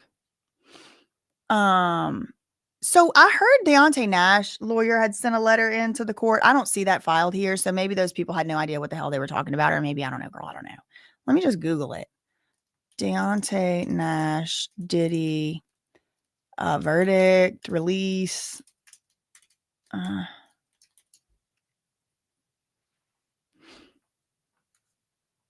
I don't know. Maybe they made that up. Again, I didn't have my phone. I had no way to fact check anything. It was also like getting later and later. Let me get to some of these. Thank you so much, Bloom C, for the $2 super chat. Do you think state prosecutors will pursue a case? No, because I don't think any of his behaviors fell. I think most of his behaviors are beyond the statute of limitations, unless there's some statute of limitations that doesn't exist. Maybe. I could be wrong. You're asking me, do I think? Probably not. But maybe. Who knows? And if they do, I'm going to be following the case. So y'all make sure you still subscribe. Thank you for the $2 super chat. Thank you, Beana, baby. Tuesday, lady in live. It's all your fault, BJ. Yeah, I mean, yeah, exactly. Everything's all my fault. Everything's always my fault. Oh, I think that might be Mallory. Yeah. Thank you for the $1.99. Mallory was nice to me. I had no issues with her at all at any point. She was nice to me, kind to me, decent with me, delightful. Had no issues with her. And I even did talk to her a few more times at the trial, even around those crazy people that were being very mean to me. She was fine. She never did anything to my face wrong. You know, I mean, she was nice to me. Thank you so much. I am Dinosaur, being a member for 3 months. Just popped in to share the love. Thank you so much for that $9.99 super sticker as well. Itty Bitty Kitty, shout out to you, member for 3 months. Missed you yesterday. Glad you're safe. It's your cousin from Ohio. Shout out to you. I'm late, but we'll rewind to catch up later. I love being live with you in the chat. Oh, thank you. Thank you, PZ, for the $4.99 super chat. Thank you, Venus Flytrap, for the $50 super chat. Old Justice Department that indicted Diddy fired the new administration. The old prosecutor is gone. New Justice Department is new administration, and they didn't call Jonathan Oddie, Justin Bieber, Ali Carter, Jaguar, Wright, Suge Knight, Usher, Jay-Z, KK, Clive Davis, Lou Taylor. I think at the minimum, they should have called KK out of this list. It really, thank you so much to Venus Flytrap again for that $50 super chat. That's very generous. It's, you know, playing Monday morning quarterback, playing, you know, hindsight's 2020 mode era or whatever. It does kind of feel like, you know, I can really criticize the prosecution, but I've been criticizing the prosecution. Again, I've been on both sides of this. I am still. I'm on neither side. I'm on both sides. I see where some arguments, I see other arguments, and some of them I'm conflicted because I see both and I don't know which one. And it would be, I'm glad I don't have the judge's job. But I am definitely finding myself like questioning a lot of stuff that the prosecution did in this case, for sure. And criticizing even some of it. Thank you for that $50 super chat. Thank you, Heather, for the $20 super chat. Do you think that someone got to a witness the night before? They immediately called it the next morning? Did you see any of the debauchery outside? If you're just tuning in, we are about to go over the next thread of Inner City Press, where we are at the sentencing, or the bail rather, not sentencing, the bail version, section of the hearing. So we're going to get to that in just a moment, but I do want to get to some of these comments and super chats that y'all have given. Thank you, Heather, for the $20 super chat. Did I see any of the debauchery outside? No. No. Because whenever the verdict was out, again, y'all, like, there was, like, actual, like, screeching and yelling so loud at me for literally no reason that it was echoing inside the courthouse, and that's how my day started. So, I was just so on edge, like, being around these lunatics that I was just, like, white knuckling through the hearing, and then, of course, like, we get the verdict that we do, there's the cheering, there's the chanting, I'm the gerbil in the viper pit, the whole thing, and, I'm just kinda, like, also just, like, tired. I woke up very early that morning, it was hot, I was dehydrated, like, a bunch of things. So as soon as the verdict hit, I went outside, I made that little 4-minute, 3-minute video that y'all saw this morning, and then I left, and I went back to my hotel to wait, until about 1 o'clock to come back to the courthouse, because that's when the judge had given the deadline for, coming back to the courthouse. Excuse me, for the prosecutors, not the deadline for coming back to the courthouse. The judge had given the deadline for the prosecutors to file their letter to try and make sure that Diddy stays in jail. And then, of course, Diddy's side could also be working on their work as well. And the judge would probably have his clerks looking into things, and he would probably be looking into things. So, I mean, they all go off to go work. But then the prosecutors had to have their letter in by 1 o'clock. That was the deadline. So about 1 o'clock, I tried to make my way from the hotel back to the courthouse. Did I take an Uber there? I don't know. I might maybe Ubered there, maybe walked there. I don't really remember. But I left from my hotel. So I went back to my hotel and just rested. And I did the same thing during the Britney hearing. Whenever, that day Brian Kuchar was doing what he was doing, following around. And I personally was afraid of him. And I personally, in my belief, believed that he was trying to terrorize me. I don't know why this keeps happening to me. Because I was actually very nice to him. He just turned on me for no reason. And it's like, it's COINTELPRO type tactics. It's movement busting. It's psychological manipulation and warfare. It's literally demon possession. It's like so many different factors that contributes to this stuff. But I'm not going to court hearings trying to pick fights with people. If you talk to like well-meaning and good faith people that met me, they will say similar things about me. Like, yeah, she was nice, even though we disagreed. Like, she did so respectfully. Like, a lot of stuff I disagree about, I won't even say. So when all the debauchery was going on outside, I was walking the other direction, as I always promised that I would be doing. But I did not see it. I did not see the debauchery. No, I did not. So by the time I got back, hours later, like that, all that would have been happening in the morning, like maybe around 10:30 to 11:30, 12:30. But it was happening to such an extent that they barricaded off the streets and wasn't letting people get close to the courthouse and doing all that. So,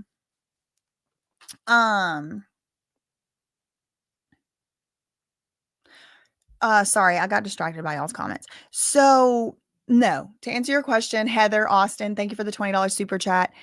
I really didn't. I didn't. And even in the courthouse, I didn't have my phone. So I couldn't see it on my phone. And when I got back to my hotel room, I took a moment, took a breath, drank some water, did a little breathing moment, tried to shake off the demons that had attacked me earlier in the morning, and just like really start processing the verdict, all the conflicting emotions and feelings and things. And then, went downstairs from my hotel, got a little beverage. I might've got a coffee, a mimosa. I don't even remember. I went down there and then, headed back to the courthouse. So that was all I did. And by that point, I think they had really calmed down the debauchery. By the time I got back, it was like 1:00, 1:15, but it was, like I said, hard to get in. But because I was coming back around the same time as the Combs family, there was a little bit of a break, a little bit of an opening. So I was able to go in. They did let me in. It wasn't like I snuck in. I did have a spot in the court. Like, they save your spot. Once you get that spot, that's your spot for the day.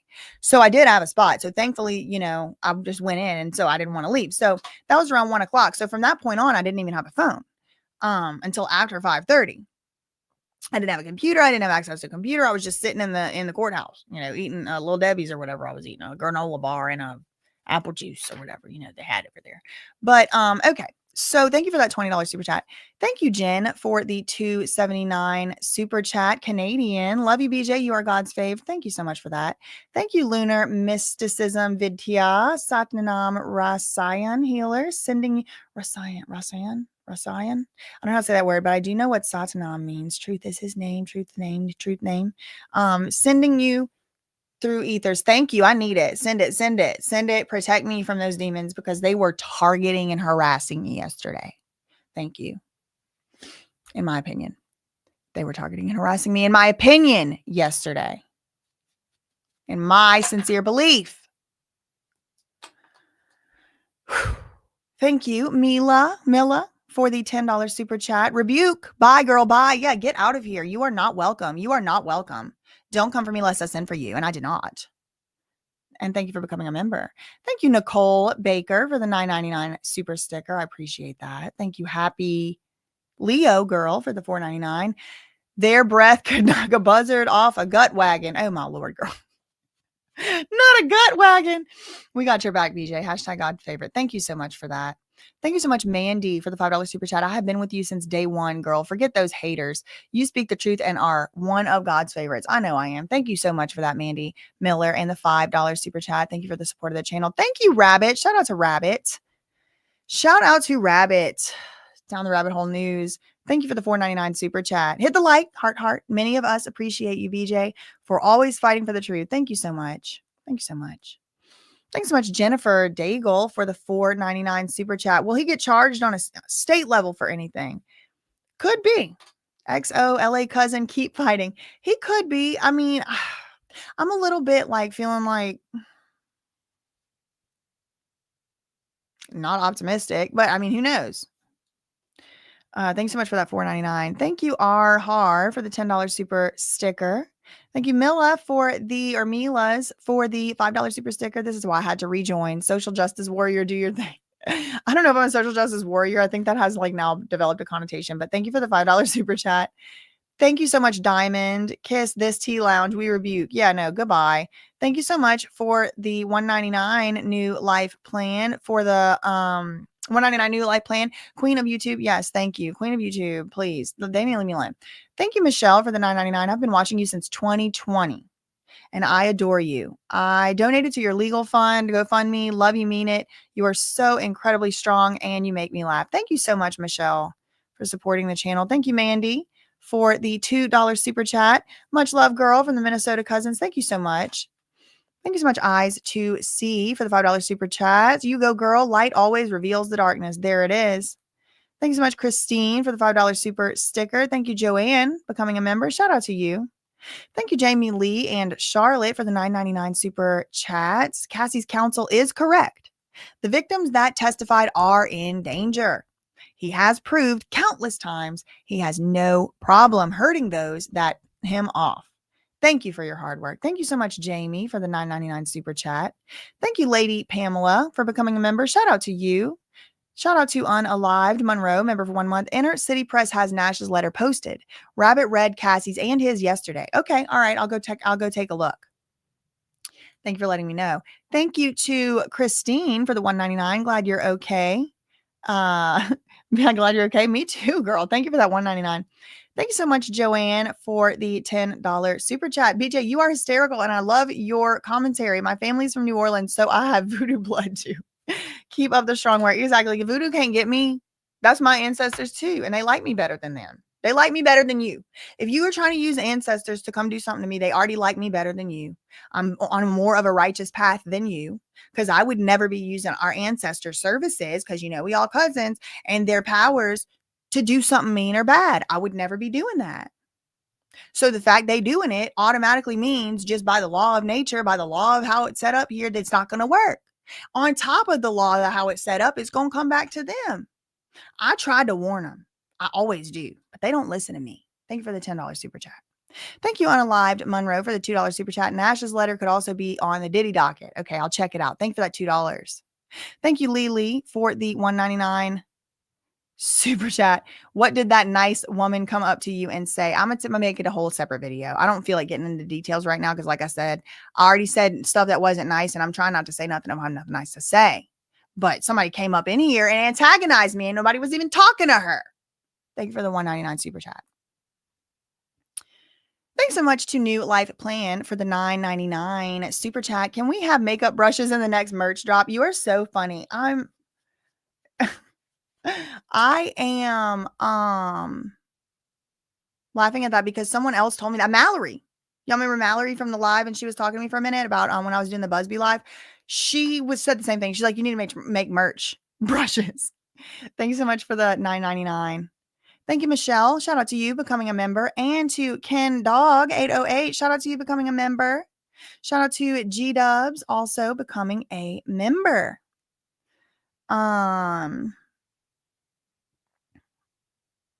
Yes, I made it back home. Thank God. And I don't want to leave again. I want to stay here forever. Every time I leave my house, it's some bullshit, and I don't even do anything. Now I'm about to have a gaggle of lunatics lying about me. It's coming. It's coming. I'm telling you, it's coming. All because I was trying to go to the damn court hearing. Okay, let me go to Inner City Press Twitter. And it says new thread for bail proceeding. Okay, wait. Let me go to his main Twitter because I want to see if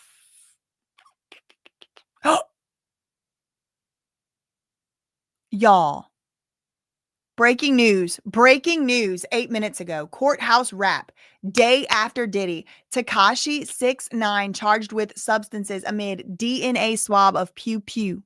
Now, an MDMA and cocaine plea July 23rd.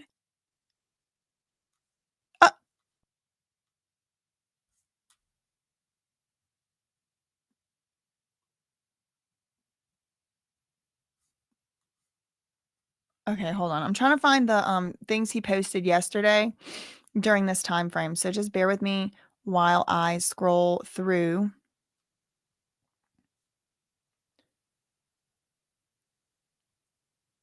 Wow. I got to look into his UN thing. I've been saying ever since, the whole Diddy docket thing. Like, I mean, the Diddy trial is over. I'm going to look into this UN story and I want to. Like, don't you think I would rather be talking about like the UN stories than making up lies about like smaller than my platform content creators? Whenever they're out here saying that I'm lying about things, just ask yourself if you think I'd much rather be talking about like UN level stuff than demon possessed, inflamed, degenerate grifters. Just ask yourself, because the answer is obviously freaking yes. Okay. So when they're saying I'm lying about them, just keep it in your mind whether that actually makes any freaking sense.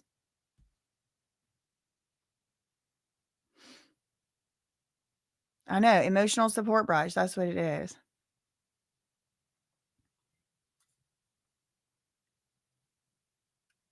I'm reading y'all's comments. Okay. Let me keep scrolling.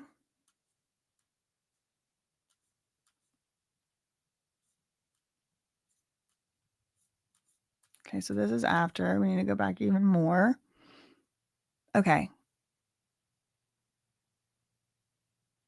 Where is it? Okay, let me go look at Diddy docket then. Y'all are saying that Diddy docket also posted it.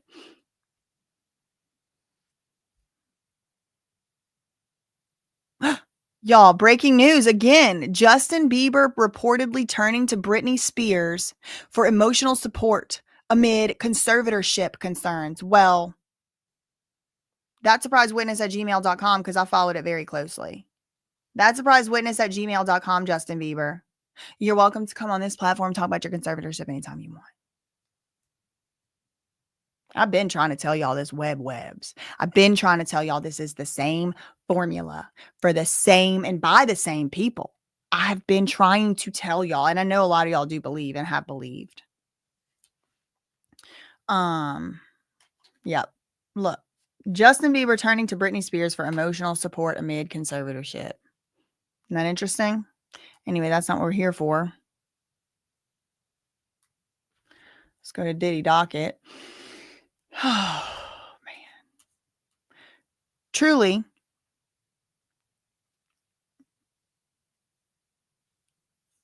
I'm still a little bit like shook by just how out of freaking line those people were acting yesterday. Like, honestly, I just can't wait to be able to tell y'all with a little bit of, they said discretion is the better part of valor. I just don't want to get into the details at this moment. I'm just still too mad about it. And like when I can finally take a full breath without feeling that like shudder that they put me in apprehension of feeling, then I'll be able to talk about it. Hopefully it's just a few more hours or maybe tomorrow or the next day or something. Yeah, don't use Britney's lawyer, somebody said.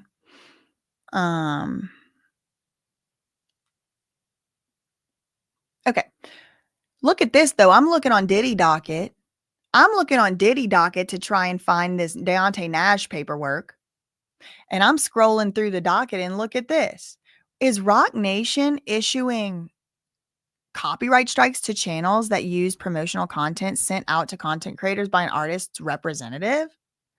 Was Academics TV targeted? If you're not with their program, they sue you or shut you down. Whoa. Okay. Oh, there's me. Ting. What they doing? Look at the bots. Clearly been targeted. Been getting so much hate. Just proves he wasn't justified. Makes it clear Jay-Z was unfairly dragged into this. Jay-Z's PR team apparently and seems to love putting the word dragged into everything, in my opinion. That's my observation, but I don't know. I mean, I'm not in their minds. I never met them. I don't even know who they are. Oh, shade. International man of many monikers, entertainment mogul, artist, dancer, producer, director, actor, Sean Puff Daddy, P. Diddy, Diddy, Brother Love Combs. Woke up with another descriptor this morning. Felon. That's what it says on Diddy docket. I'm not saying that. I'm reading the doc. I'm reading this thing. Bad boy is back. Crazy. Hold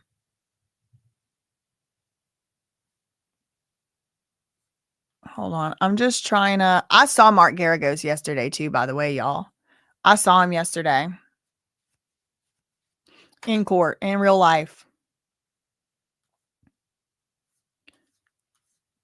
Is this the Deontay Nash? No.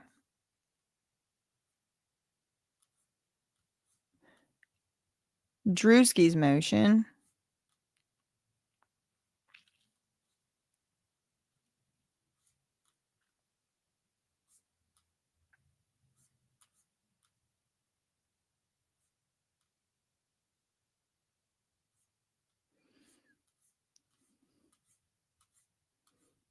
I'm looking for the Deontay Nash letter because that's what happened next in the thing.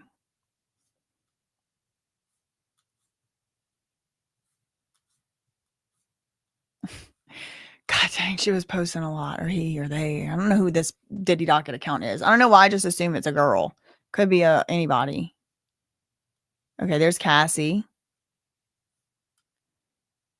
Okay. Oh, finally we found it. Okay, or I found it. This is Deontay Nash's letter yesterday. Dear Judge Subramanian, I am writing to express my grave concern over the prospect of Sean Combs being released from custody. While I appreciate the fairness you have shown throughout this proceeding, I feel compelled to be unequivocal about the danger he poses to the public and to the individuals who have risked everything by coming forward. Mr. Combs has a long, well-documented history of violent, coercive, and retaliatory behavior. Over the years, he has repeatedly escaped meaningful accountability, and each time, this has only reinforced his sense of impunity. If he is released now, I have no doubt he will see it as yet another license to continue intimidating, threatening, and harming people who challenge or expose him. Many of us have firsthand knowledge of the fear he instills in those around him. I can say without hesitation that he is a serious and immediate threat to victims, witnesses, and the broader community. His pattern of violence, particularly while engaged in the trafficking of individuals for prostitution, again, the trafficking, it's transporting. So again, everybody is gonna have to start being careful about how they're characterizing stuff, because I won't be surprised for Diddy to start suing people for defamation for stuff. Particularly while engaged in the name of the statute is transportation for the purposes of prostitution. His pattern of violence combined with his unchecked substance abuse makes it clear that he is not ready to re-enter society safely or responsibly. Again, this is from Deontay Nash. To release Mr. Combs without substantial consequence would undermine the integrity of this process and send a dangerous message that wealth and influence can shield someone indefinitely from accountability. It will also endanger those who cooperated with this investigation under subpoena who are already living in fear of retaliation. I urge you, in the strongest possible terms, to prioritize the safety of victims and witnesses over any consideration of leniency. Again, just to remind y'all, this is not about sentencing. This is just about the sole issue of, was Diddy going to be allowed to walk out that courthouse yesterday? Or was he going to have to stay in jail at the MDC until the sentencing hearing? Now, importantly,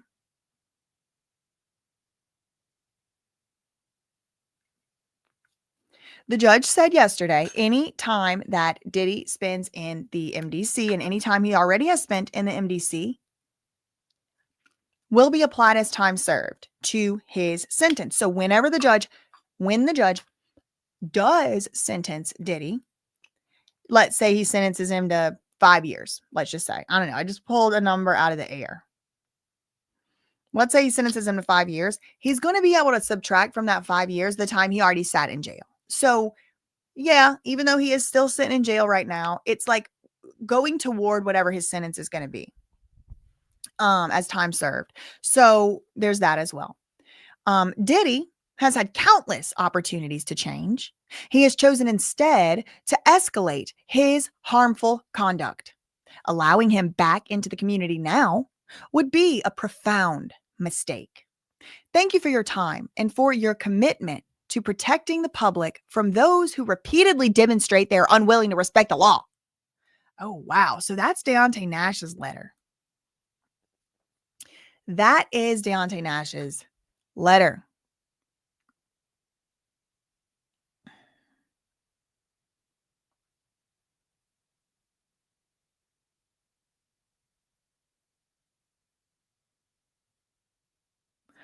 I was reading y'all's comments. Okay.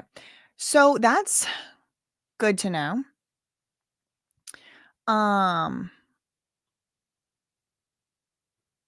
Now let's get into the arguments.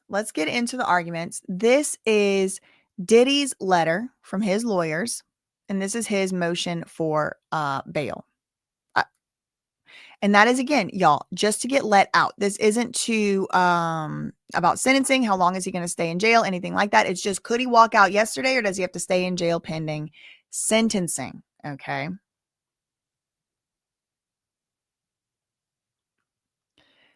So here is the request. Dear Judge, Diddy moves for release on appropriate conditions. Okay. Moves for release on appropriate conditions pending his sentencing. So he wants to go sit at his house in Star Island until it was time to get sentenced. Given the jury's clear verdict acquitting Diddy of RICO, conspiracy, and ST, continued detention of Diddy is inappropriate. As these proceedings have demonstrated, and as we told the court from the outset of this case, Diddy came to New York to surrender in order to defend against the government's charges because he was committed to showing his innocence. Since he was arrested and detained on September last year, he has obeyed the court, respected these proceedings, demonstrated model behavior at the MDC, and today, the jury unambiguously rejected the government's allegations that he ran a years-long criminal enterprise or engaged in ST. This was the core of the government's case.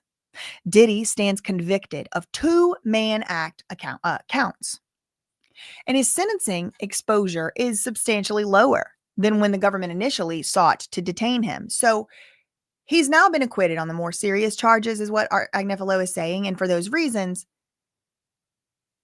he's not even facing as many years in prison and stuff as previous. The court should release Diddy on the proposed conditions. So they give the law, clear and convincing evidence, aside from the burden of proof is now on Diddy. So the burden of proof originally was on the government, but it was really bolstered. It was really bolstered before Diddy was anybody reached a verdict in Diddy's case on any of the counts. The reason, one strong reason Diddy was held is because he was charged with ST, and there was, some evidence of it. Now, again, he has been acquitted by a jury and found not guilty. But at the time, the burden was on the prosecution to show enough evidence that he needed to be detained. The burden now has shifted to Diddy and his team to show that he's safe to release onto the streets. He's not a flight risk, Diddy's side argues. He's not a flight risk. He doesn't even face that long in prison anymore, just a few years. Whether his family, he's not going to leave his family, all these things regarding the dangerousness. Is he dangerous? Is he dangerous? Two components. First, the question is whether he poses a safety risk to any particular individual. And again, y'all, the judge is allowed to listen to and have used any evidence that was included at trial, even stuff Diddy wasn't found guilty on. Yes, the judge can look at the violence in determining whether he is a danger to society and to the public. Does he pose any risk to any particular individuals? And Deontay Nash and Cassie both submitted letters saying, I'm scared. Now, that's just their opinion. Does he actually pose the danger? I don't know. I'm not in his mind.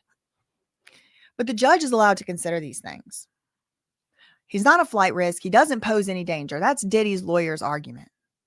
During the initial bail proceedings, the government argued that Diddy was a flight risk because he was charged with serious offenses, carrying significant and sometimes mandatory terms of imprisonment. That was the ST. The ST had a 15-year minimum. Because there are 2 counts of conviction related to 2 separate victims. Okay, so they start doing these. Okay, when it became a okay. So this is all, okay, Diddy came to New York. He was planning to surrender. He doesn't have his passport. He's not a flight risk. He wants to cooperate. Okay, so this is Diddy's side. At today's hearing, the government suggested that Diddy could still be a danger in the sense that he still had the means and the ability to commit prostitution crimes. With all due respect, the suggestion is unsupported, Agnifilo says. The government had, for an extended period of time, a pen register on his phone. Mr. Combs never called any potential escorts or prostitutes, nor did he make any effort to arrange meetings with escorts or prostitutes, nor was he with Jane in New York. In any event, reasonable conditions would ensure that Diddy would not have the ability to arrange meetings with escorts. Case law also supports letting him out. And the case as it stands is simply not in the same category of other cases where detention for the Mann Act was appropriate. Okay, so this is the proposed release conditions. This is what Diddy and Mark Agnifilo and them said. This is what they're proposing. We'll give $1 million up for bond. It'll be co-signed by Diddy's mom, Diddy's sister, and the mother of his oldest daughter. I don't know who that is. Misa? I don't know who that is. Sarah Chapman? I don't know. Diddy's travel. This is his proposed release conditions. This is Diddy's thinking he's walking out of court yesterday, y'all. He really was. And I didn't know. Once I read that Cassie letter where it said that it was mandatory that he be held in, I was like, well, then that's that. If it's mandatory, it's mandatory. That means the judge doesn't have any discretion on it. It's mandatory. It's mandatory. So his travel will be restricted to the Southern District of Florida and in New York, and also in California and the Eastern District of New York and the District of New Jersey, only to the extent that his travel to and from New York involves an airport in those districts. Diddy's passport will be surrendered to pretrial services. Substance testing can also be ordered and any other standard conditions. We want him released. And all of his lawyers signed it, or a lot of them. I don't know if all of them. Okay, so let's see what the government has to say back.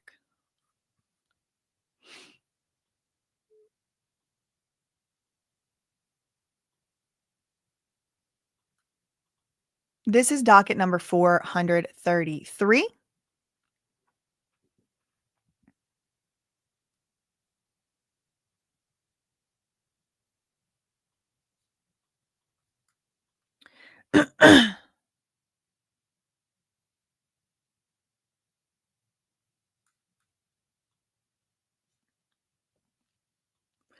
Okay.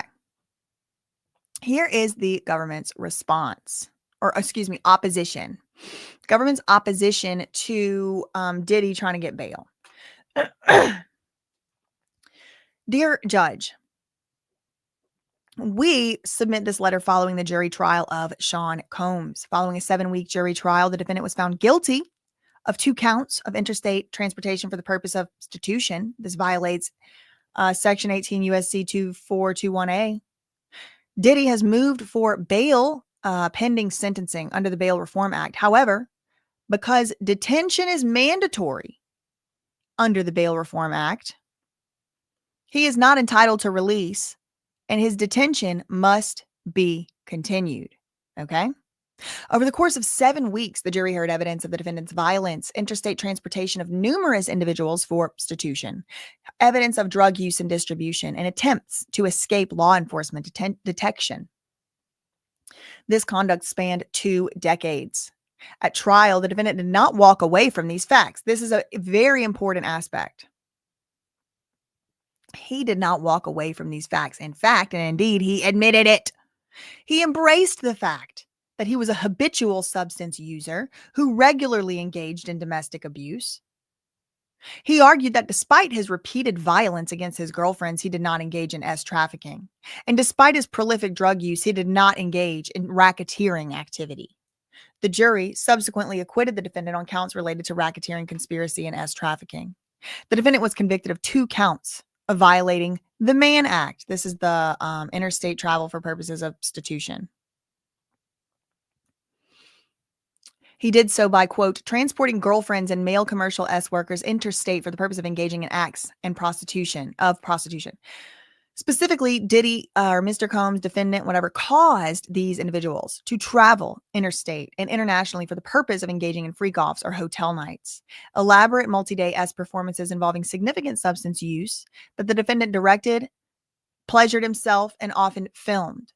The evidence presented over the course of 7 weeks showed that the defendant did this repeatedly, including after he indisputably knew he was under investigation. So these are the feds are saying, Your Honor, remember whenever we found all that freak off supplies in the New York hotel? Remember when we found that?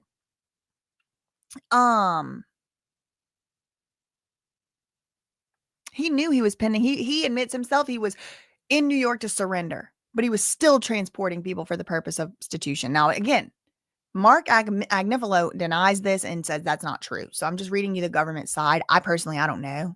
I'm just letting y'all know. Additionally, Your Honor, this is the feds. The facts adduced at trial show, among other things, that the defendant serially abused his former girlfriend, Cassie, and that Cassie sustained injuries from many of these assaults. One such assault, March 2016, surveillance video published by CNN in May last year, showed Diddy throwing Cassie to the ground, kicking, attempting to drag her. This was far from the only assault that he perpetrated on her. Trial testimony from multiple witnesses recounted numerous other instances. Okay, so not only do we have the video, we have trial testimony from numerous witnesses, Your Honor. I'm reminding you, Your Honor, about the facts from trial. Now, yesterday I was getting screeched at and screamed at and fingernails pointed in my face for saying the judge is allowed to consider this stuff. The judge is allowed to consider what was shown at trial, even if Diddy was acquitted or, I think, falsely and erroneously, these clowns were saying found innocent. He was found not guilty. Okay. You're innocent until proven guilty. So he's always been innocent because he's supposed to be presumed innocent. You are proven guilty after going through a fair trial with due process and all of that. So he wasn't proven innocent. He was proven not guilty. Okay, that's what they found. But when the judge is deciding whether or not to let him walk out the freaking front door, the judge can still rely on facts that were proven at trial. Even if he wasn't convicted for a crime of those facts, the judge can consider those facts. The facts at trial show what were some of the things. First of all, the video. Second of all, testimony from multiple witnesses who testified there were numerous instances of abuse by Diddy against Cassie. Diddy slap, kicked, hit, dragged Cassie by the hair. Despite Diddy's claim in a public social media post, they're bringing up the apology video. that he was a, quote, changed man following the leak of the surveillance video, he continued to engage in violent conduct. In June 2024, he choked, kicked, and punched another girlfriend, Jane. Okay, so now we're talking about the Jane incidents. This is the feds trying to keep Diddy in jail and not walking out the front door yesterday. He also directed her to take substances and to perform a freak off. Now, people might not understand, and clearly they didn't yesterday because they were so caught up in their emotions, they weren't looking at the facts when they were screeching at me out there on the patio. Diddy was not found innocent of directing Jane to take drugs. The jury could have seen that Diddy did direct Jane to take drugs and still found him to not be guilty specifically of racketeering or sex trafficking. They could have found that there was coercion. They could have found every single element except one little piece, and he's not guilty, right? So we don't exactly know what exactly the jury thought about these acts of violence, and that is why the judge is allowed to consider them in the making not only a bail determination, but also in making the sentencing determination. Even if, and the Diddy supporters don't like this, but I'm just so sorry, don't shoot the messenger like you tried to do yesterday. Thank God they didn't have nothing to shoot with. I would have been scared, but not really. That was a joke. It was just a figure of speech because I said shoot the messenger. Anyway, so yes, the judge can, and yes, the judge did, so I was right, consider these factors. This incident where he did this with Jane occurred months after Diddy's residences were searched by federal agents, when the defendant unquestionably understood that he was under federal investigation for trafficking. He already knew he was under investigation. He still did this freak off with Jane. He still gave her these substances, as you heard at trial. Just because he wasn't found guilty of trafficking of Jane doesn't mean that those things didn't happen or that they weren't shown at trial. I don't know if they were or weren't, but this is the government's argument. The facts at trial also showed that Diddy regularly bought and consumed substances. So this is another reason, Your Honor, you need to keep him in jail, including substances he provided to Cassie and Jane during freak-offs and hotel nights. In addition to the June 2024 violent incident involving Jane, Mr. Combs, the defendant, also engaged in other criminal conduct while he was aware he was under federal investigation. During the searches of his residences, law enforcement recovered narcotics and 3 separate firearms with defaced serial numbers. Remember those? Maureen Comey and the government are saying. Further, evidence at trial also established that the defendant engaged in transportation for purposes of prostitution with Jane as recently as August last year, Your Honor. It wasn't even a year ago. A mere month before his arrest, no doubt. This is where Jane had relations with an escort in front of Diddy, the defendant, at his 2-star island residence, and this is where he wants to go back to. The defendant was planning to fly Jane to New York for that same purpose in September last year. And at the time of his arrest in Manhattan, law enforcement recovered $9,000 in cash and substances, including Molly Ann and horse tranquilizer starts with a K. The guidelines calculation in this case is complicated. Okay, so we have a complicated guidelines calculation, and the guidelines give the judge basically like a specific number that puts Diddy at like a level of offender. It's like, oh, he's a level whatever offender. And you're going to see how they're going to start adding it up here. The government expects that this will be litigated by the parties. We expect Diddy's side is going to disagree, Your Honor. For the purposes of this detention hearing, the government sets forth the below preliminary calculation. So this isn't final, Your Honor, but this is where we're coming from. This is our starting point. This is what we think. We're subject to revision. We reserve the right to change our minds, which the government believes is the minimum guidelines calculation applicable to this case. So counts 3 and 5 where he was found guilty. Based on the fact he was found guilty, the base offense level is starting off at a 14. Grouping analysis. Because the offense involved more than one victim, it goes up a little higher. Promoting the Commercial S Act, it was prohibited sexual conduct, and with respect to the fact each victim had a separate count conviction, so it's 2. Also, we have all these other men, as workers that they used: Jules Theodore, Clayton Howard, Julian Sapp, Cabral Williams, Paul Arthur, Michael Igiawoko, aka Reggie, and Rico Bazant, for the purposes of promoting commercial S acts. So this gets him up to a level 19. Then there are Chapter 3 enhancements, meaning that because Diddy was Cassie's manager and supervisor, that puts him at a higher, he gets more points. As an example of a criminal activity that could otherwise be extensive, a fraud, here the evidence trial demonstrated that he used the services of many of his employees. So that puts him up a higher level. All this gets him now to a level 24. He has no criminal history points, so he gets no points for that. They're just going through the different things. Accordingly, the government gives a proposed sentencing range. They think this is about how long he's going to be sentenced. As far as what they're predicting right now, they're saying they reserve the right to change their mind. But at least 51 to 63 months in jail he's facing, based on these calculations so far. The government notes, however, that the guidelines applicable at sentencing may be higher than this preliminary calculation. We might have some more things to say, Your Honor, but the government has not had really enough time to really carefully consider all potentially applicable guidelines. Like we only had a few hours today, if you remember, Your Honor. So let's give us, don't hold us to this number. But I mean, just sitting here right now, he's facing quite a few years in prison, just facing at least. Accordingly, much of this conduct is not included in his acquitted conduct, may be relevant. The Bail Reform Act governs whether recently convicted defendant is eligible for release pending sentencing. Okay, so this is the law that leads the land. By the explicit terms of the Bail Reform Act, a violation of the Mann Act is considered a crime of violence. Okay, so Diddy has committed 2 crimes of violence, according to the Bail Reform Act. That's what the government is saying. It's a quote, crime of violence. Yes, it is. Now, I know, because I heard yesterday from some Diddy supporters, they don't think this should be the law. I hear you. I could even see where they're coming from, why they think that, but it is. The Bail Reform Act is a highly controversial law.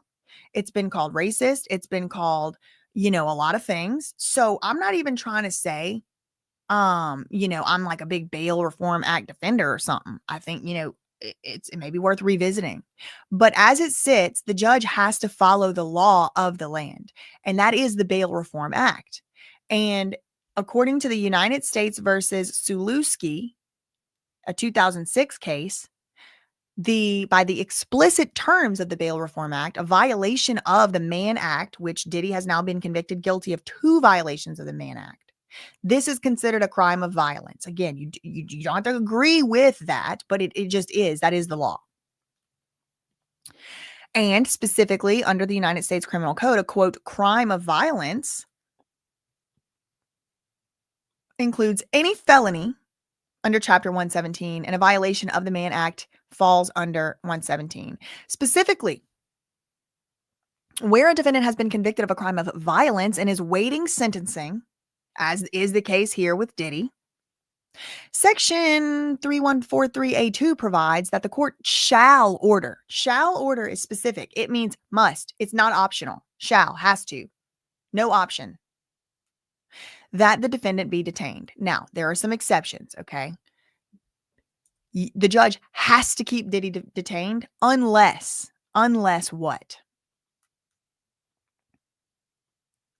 Unless the judge finds that there is a substantial likelihood that a motion for acquittal or a new trial will be granted, which is not the case here.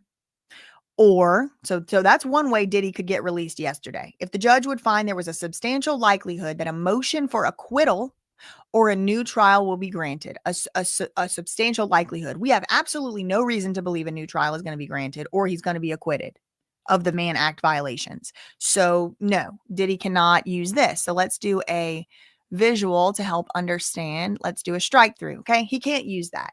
How else could Diddy have walked out of the courthouse yesterday? Well, if an attorney for the government, meaning the prosecutors, recommend no sentence of imprisonment be imposed. Well, what are we reading in this very letter?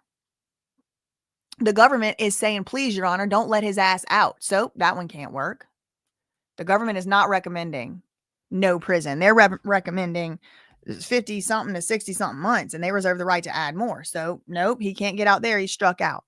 Now, what is the last and final way Diddy could have been released yesterday, which, spoiler alert, as you already know, he wasn't? The judicial officer finds by what? Clear and convincing evidence. That would have been the judge. Needed to find by clear and convincing evidence that Diddy is not likely to flee or pose a danger to any other person or the community. So Diddy had the burden to prove yesterday in his filings he was not likely to flee, to flee the country. And he doesn't pose a danger to any other person or the community. And not only did he have to show it, but he had to show it by clear and convincing evidence.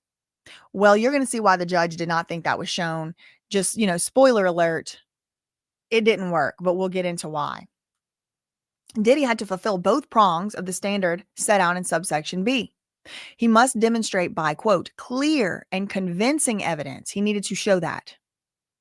He's, number one, not going to run away and flee, and he's not a danger to anyone.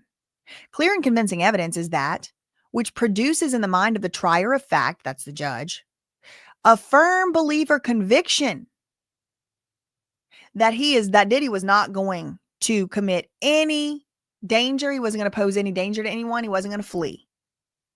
Evidence so clear the judge needed to be able to see, direct, weighty, and convincing as to enable the fact finder to come to a clear conviction, and that is the judge. So the judge had to come to a clear conviction by Diddy showing it.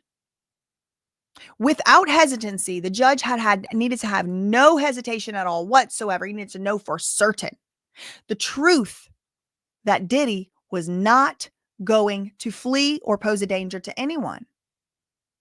Absent the government recommendation that no sentence of imprisonment be imposed, these criteria are nearly impossible to meet. This is almost impossible to show, to get out. It's almost impossible. They just kind of have a little loophole open just in case somebody's like really got effed over by the government. They need to be able to get out. The Bail Reform Act permits a limited safety valve. That's what I was just now talking about, from this mandatory detention requirement. It's just so limited, y'all. It's like almost nobody gets it. It's almost like a fiction. Oh.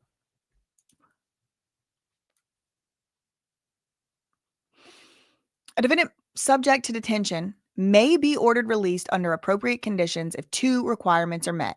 First, you need clear and convincing evidence that they are not likely to flee or pose a danger to the safety of any other person or the community. And you already got Cassie and Deontay and them saying he poses a danger. The feds are saying he poses a danger. Second, it must be clearly shown that there's exceptional reasons. So he also needs exceptional reasons. He ain't getting out. Why such a person's detention would not be appropriate. These exceptional circumstances exist where there's a unique combination of circumstances giving rise to situations that are out of the ordinary. Okay, so something out of the ordinary, something really, really serious, strange, different, unique has to happen. And Mark Agnifilo did try to argue it was, unique circumstances, but it just didn't pass muster with the judge. The defendant must be detained. This is what the prosecutors are saying, and they won the argument.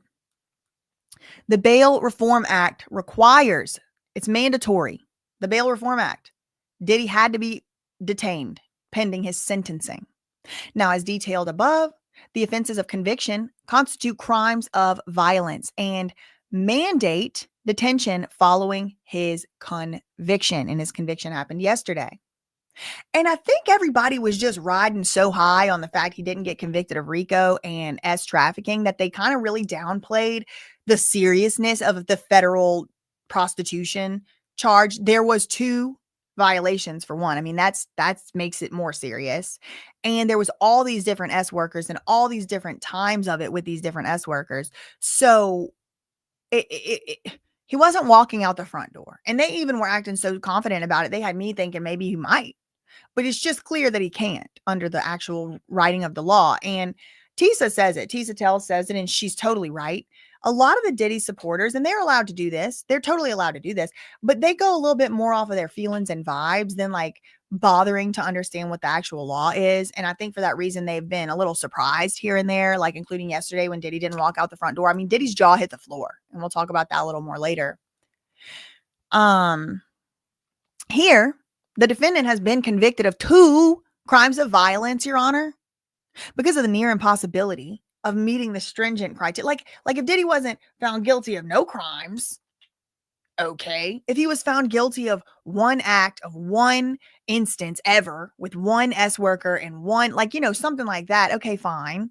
But this is, serious, the prosecutors are arguing. The only conceivable basis for release here is the existence of exceptional circumstances. That's the only thing left. So the prosecutor is knocking out leg after leg of this argument and really carving out why Diddy needs to be kept in jail pending sentencing. The Second Circuit has recognized that exception, the exceptional circumstances, is very narrow. Exceptional circumstances exception is very narrow. That means you can't really apply it all over the place. The circuit court reversed a district court decision to release a defendant on bail pending sentencing on this basis. So already one time, Your Honor, somebody like you sitting in your spot has let somebody out of jail like Diddy, and then the decision got reversed and they got put back in jail. Detention is mandatory following the conviction of a Mann Act offense. And Diddy has 2. The government has been unable to locate a case in which the defendant was released from custody following such a conviction. Unable to locate a case. There's no case that exists, Your Honor, where somebody gets let out, except this one, and then the decision was reversed. The government has only identified several cases where the defendant was detained pre-trial and remained detained through sentencing, and that is the situation here, and that's what needs to happen. There is yet a heightened burden on top of that the defendant must carry now that he has been convicted of 2. He has been convicted of 2 felony Mann Act offenses, because then suddenly he needs to be mandatory detained. And Your Honor, they go on, even if the Mann Act and the Bail Reform Act didn't require detention, which it does, the defendant can still not meet his burden to show by clear and convincing evidence that he's not likely to flee. He's going to flee. He has money. He has planes. He's facing significant penalties. So he continues to be a flight risk. At a minimum, he faces a guidelines range of 51 to 63 months imprisonment at minimum. And the guidelines found by Your Honor at sentencing could be much higher. Further, while the defendant has offered to have multiple sureties from his family, evidence at trial established that he repeatedly sought to conceal his criminal conduct from those closest to him. So he would do that here again. Second, he cannot meet his burden to demonstrate by clear and convincing evidence that he is not a danger to the community. He is a danger to the community is what they are arguing. And he hasn't met his burden to overcome that presumption. The overwhelming evidence established a pattern of abuse and violence, Your Honor. Didn't you see that? With Jane, with Cassie. For the reasons above, we beg you, Your Honor, to keep this man detained. It is mandatory. He has not overcome his burden, and he's a danger.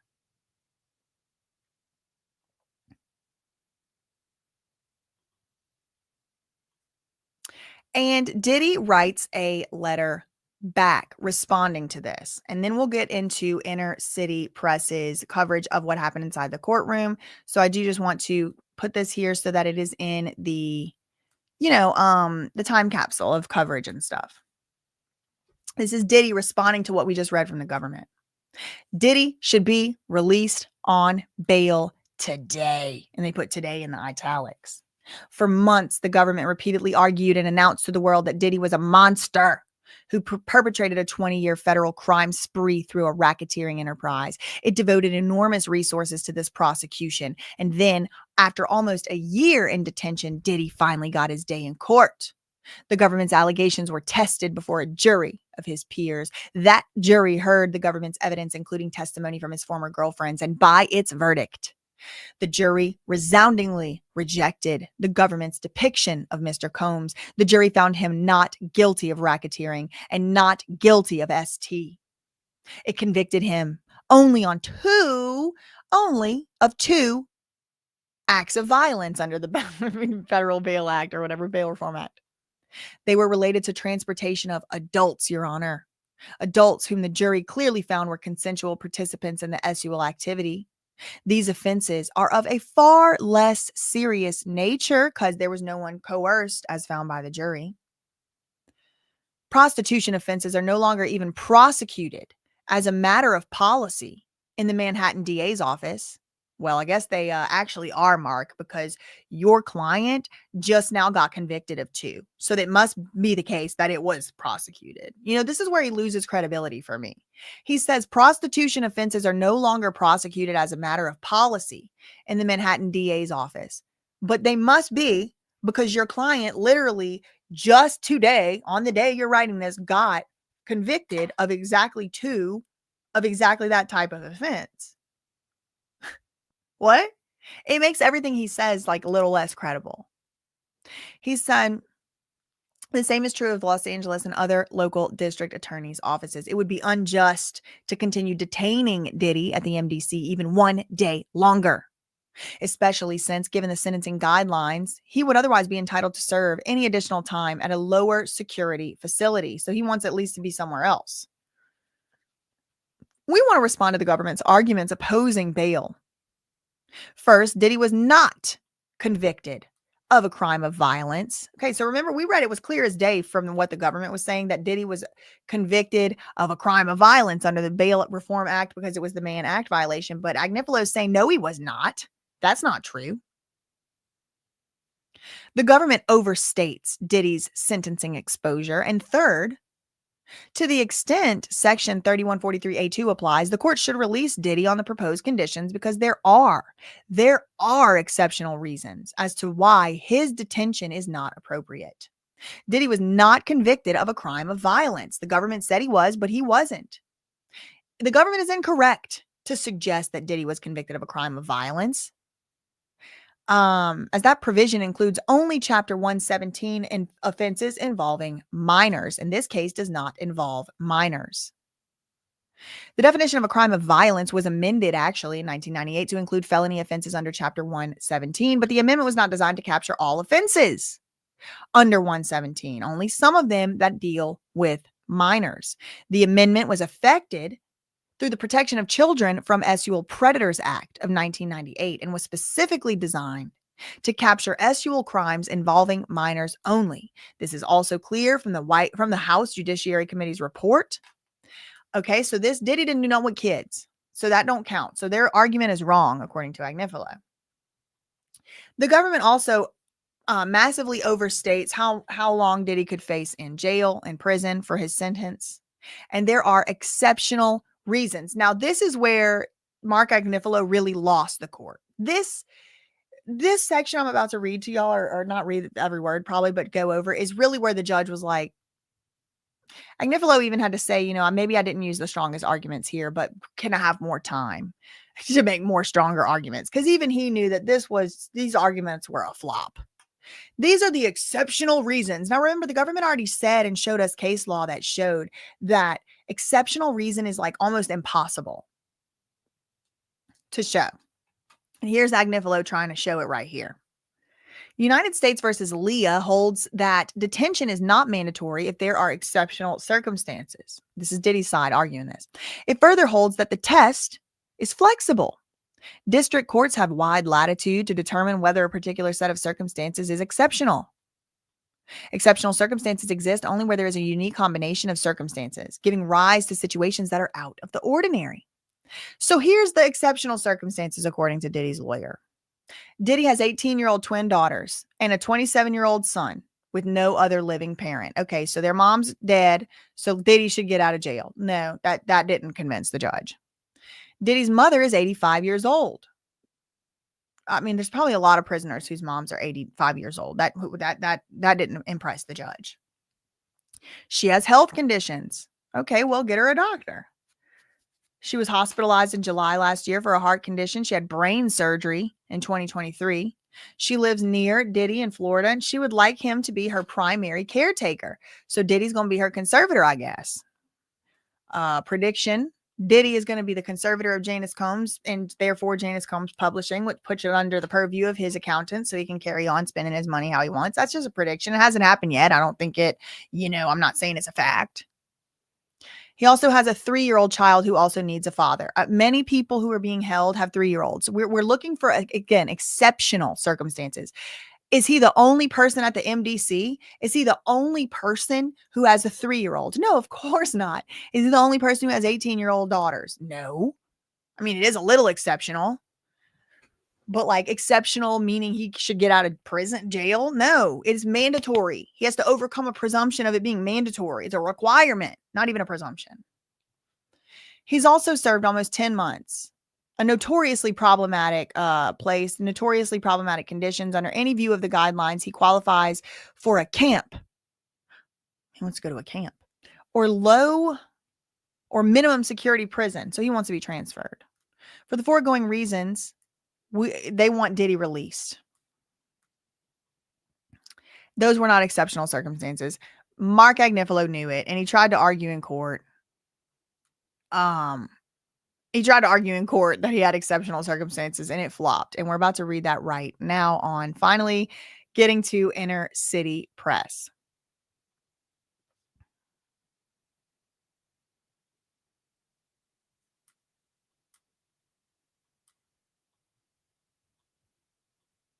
Okay.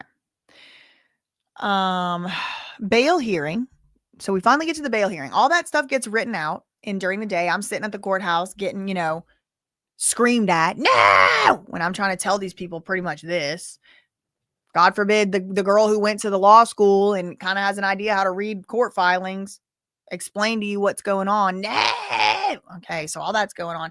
So now it's time to go back to the bail hearing. It's like 5 o'clock, 4:45, 5 o'clock in the afternoon. Court's about to close.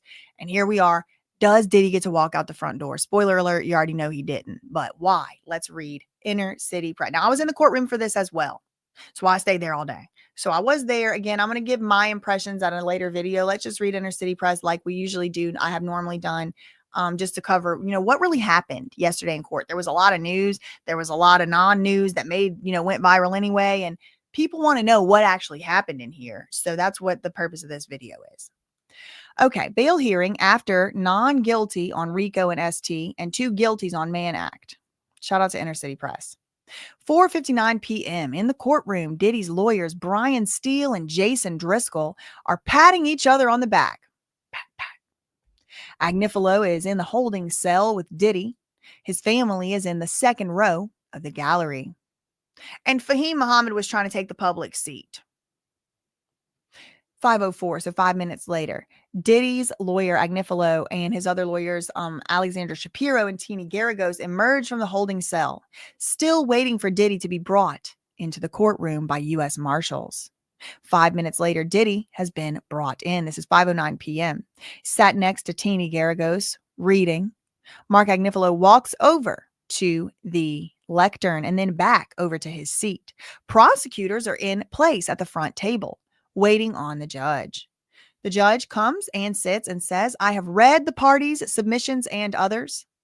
The jury convicted the defendant. So again, everyone in the room is like thinking it's like 50-50 maybe. I mean, not everyone. I obviously had already heard that the Bail Reform Act was made it mandatory that he be held pending sentencing. So I wasn't surprised by any means, but whenever the judge said the jury convicted the defendant on counts 3 and 5 for the following reasons, bail is denied. And people were like, wow, shaking their heads, pissed, mad, like a group of rabid, degenerate, freak idiots who had no idea how to read a simple sentence. And if they had, they wouldn't have had to gotten their cortisol all through the roof because it was clear as day. Diddy was not getting bail. They had people convinced at the courthouse Diddy was walking out, that there was news reports. Diddy has security set up at Star Island. He's got the flights ready. Y'all, the man, it's mandatory. The judge didn't even have the authority to let him out. And in fact, and indeed, according to case law, if the judge would have let him out, he would have got overturned by appeal and Diddy would have got put right back in pending sentencing. I was doing that live with Mims yesterday, and he asked me on live, are you surprised Diddy didn't get bail? And I said, no. And he was like, because everyone around there was acting like he was going to get bail and had Mims convinced. Like, even me, I was convinced until I read that the Bail Reform Act, not convinced he was definitely getting out. But I was like, if you go watch my video, my most recent video, it's only 3 minutes, 30 seconds long. My initial response, my initial impressions leaving out of the court, I was like, the judge looks like he's considering it. And maybe the judge forgot or didn't know exactly that this was required under the under the Bail Reform Act. Maybe he didn't know. I mean, you don't keep everything in your head all the time. Imagine all the stuff he has to keep in his head. So it seemed like he was considering it. But no, it's mandatory. He said the jury convicted the defendant of counts 3 and 5. And for the following reasons, so the judge is going to give his reasons, bail is denied. The judge said, even if the defendant, Mr. Combs, was solely required to show that he is not a danger to the community, he could not meet even that burden. AKA, the judge said unequivocally, well, it was a little equivocal because he said it like this, but he specifically implied Diddy is a danger to the community. The judge said this. This isn't, the prosecution said, so no. He said even if Diddy was solely required, even if Diddy's only responsibility was to show that he was not a danger to the community, he couldn't even do that. He's a danger to the community. I'm not letting him out. But we're going to get to some more stuff. He cannot even meet that burden. Prior to trial, the court denied bail, and there is no reason to reverse that now. The defense even conceded to the defendant's violence. His violence is depicted in the video of Cassie Ventura. The defense also admitted this is a terrible moment. Domestic violence is the issue. I'm asking you to believe Miss Ventura. That is what she said. It wasn't only that, the judge said. It was also the incident from the London hotel where he kept her there and wouldn't let her leave.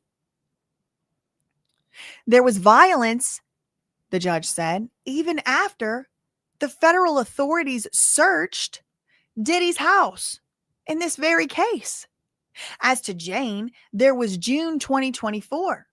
After the searches of Diddy's residences, this evidence is a disregard for the law. The judge said Diddy shows a propensity for violence. He disregards the law. I can't let him out. This man don't follow the law. And he is prone to violence. I ain't letting him out. And we got more to go, the judge said. The court takes no position on what it will consider at sentencing. And the court takes no position today on what sentence it will impose on Mr. Combs. But here today, to get out, to walk out of my courtroom, the burden is on him. And he cannot carry that burden. The defense argues the guideline starts at 21 months. The U.S. says 51 months. And he's only done 10. So even by his own argument, he's facing a couple years in prison, or almost 2 years. I set sentencing, the judge says. So moving on. Denied. Anyway, I set sentencing for Friday, October 3rd at 10 a.m. And at that point, everyone, because I thought sentencing hearing was going to be in like a couple weeks. But apparently Diddy and all defendants and all people convicted, convicted criminals who are awaiting sentencing, they have a right to this much time because they got to do all kind of stuff. It's really important, how you move pending sentencing, because it could be a major difference. You have to go through interviews, you have to submit different papers. And the judge is like, I am more than willing to expedite this, but that's only if Diddy waives his right to having all this time. Agnifilo, we would like it expedited, Your Honor. Hurry it up. The judge said, okay, well, we will need an expedited pre-sentencing report from the probation office. But I personally, I can be available anytime. But I understand logistics to work out, the judge said. So you, Mark Agnifilo, and Diddy's team, y'all need to meet with the prosecutors and then, get together and then come back and let me know what y'all's schedule is like. But the judge is like, I mean, it's not going to take me that long at the sentencing hearing. I can be available anytime. The judge said, however, there is a great divide on the sentencing guidelines. I see that Miss Comey has her statute book open, so I'm sure she's about to read us the statute and what it says. She said, yes, I am, Your Honor. Thank you. She stands up. She says, Your Honor, the rule requires the preparation of a report. Absent a reasoned waiver, probation may be able to expedite this report. He said, okay. He said, tomorrow the court's closed. Today, right now, Thursday, July 3rd, the court is closed. He said the next day the court is also closed. So Monday is the next day that the court is open, because then we have a weekend. And then so Monday is July 8th. The judge said, update me by July 8th at noon. And we'll hold a hearing on the afternoon of July 8th. So there's going to be a hearing Monday on this, but it's a Zoom hearing. So nobody's going to need to go to the court. Agnifilo said, Your Honor, you have a lot of information from presiding over this trial. Mark Agnifilo stands up and says, Your Honor, you sat over this trial, and therefore you have a lot of information from what went on in here. Sometimes the sentencing judge is not the same as the one who presided over the trial. In this case, it's the same one. He said, we want this sentencing as soon as possible. In other Mann Act cases, Mark Agnifilo said, that I looked at, there is nothing remotely similar to this. The cases we reviewed involved defendants making money, millions of dollars, or minors. And we don't have Diddy making money here. My client, Agnifilo says, my client, Sean P. Diddy Puff Daddy Combs, Mr. Combs, the defendant, he did not make money off of this. And it did not involve minors. So what's different here are the facts.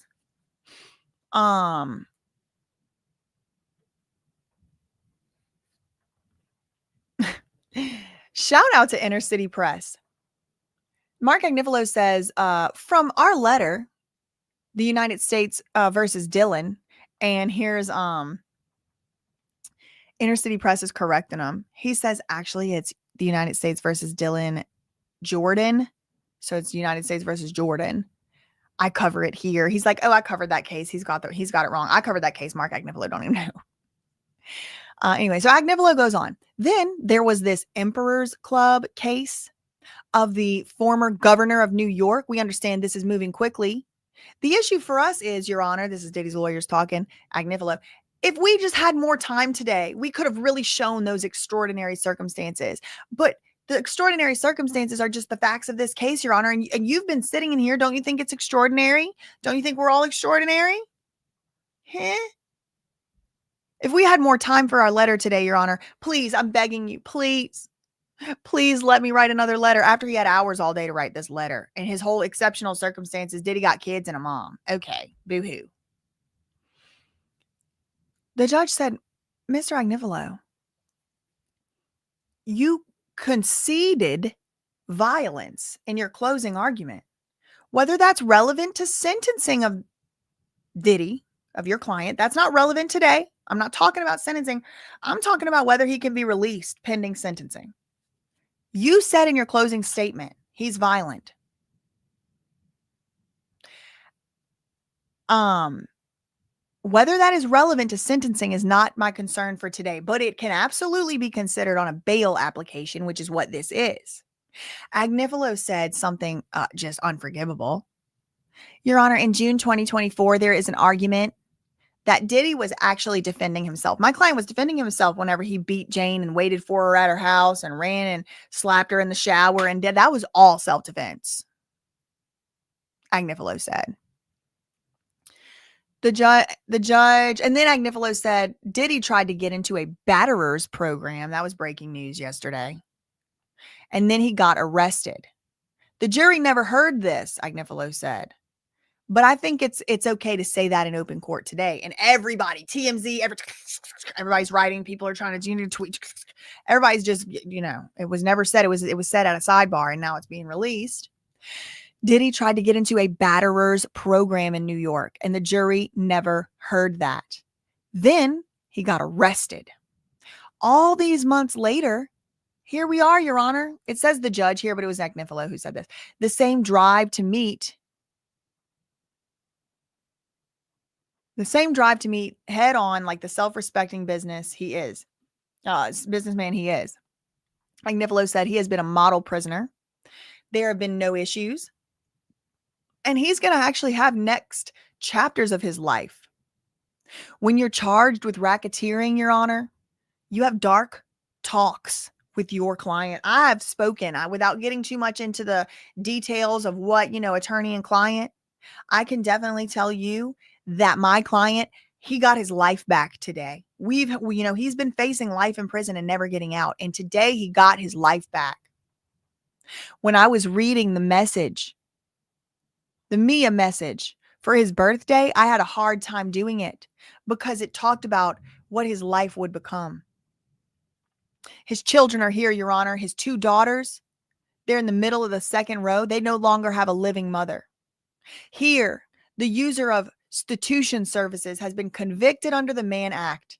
He was acquitted of violence for trafficking. He was acquitted of violence. Mark Agnifilo says, and that is not true. That is not true. He was acquitted of the charges he was found not guilty on, which is RICO, racketeering, conspiracy, and trafficking. But he wasn't acquitted of violence. Violence is just something that could possibly be used to support a conviction of trafficking. The jury could have found he was violent. In fact, and indeed, they admitted he was violent.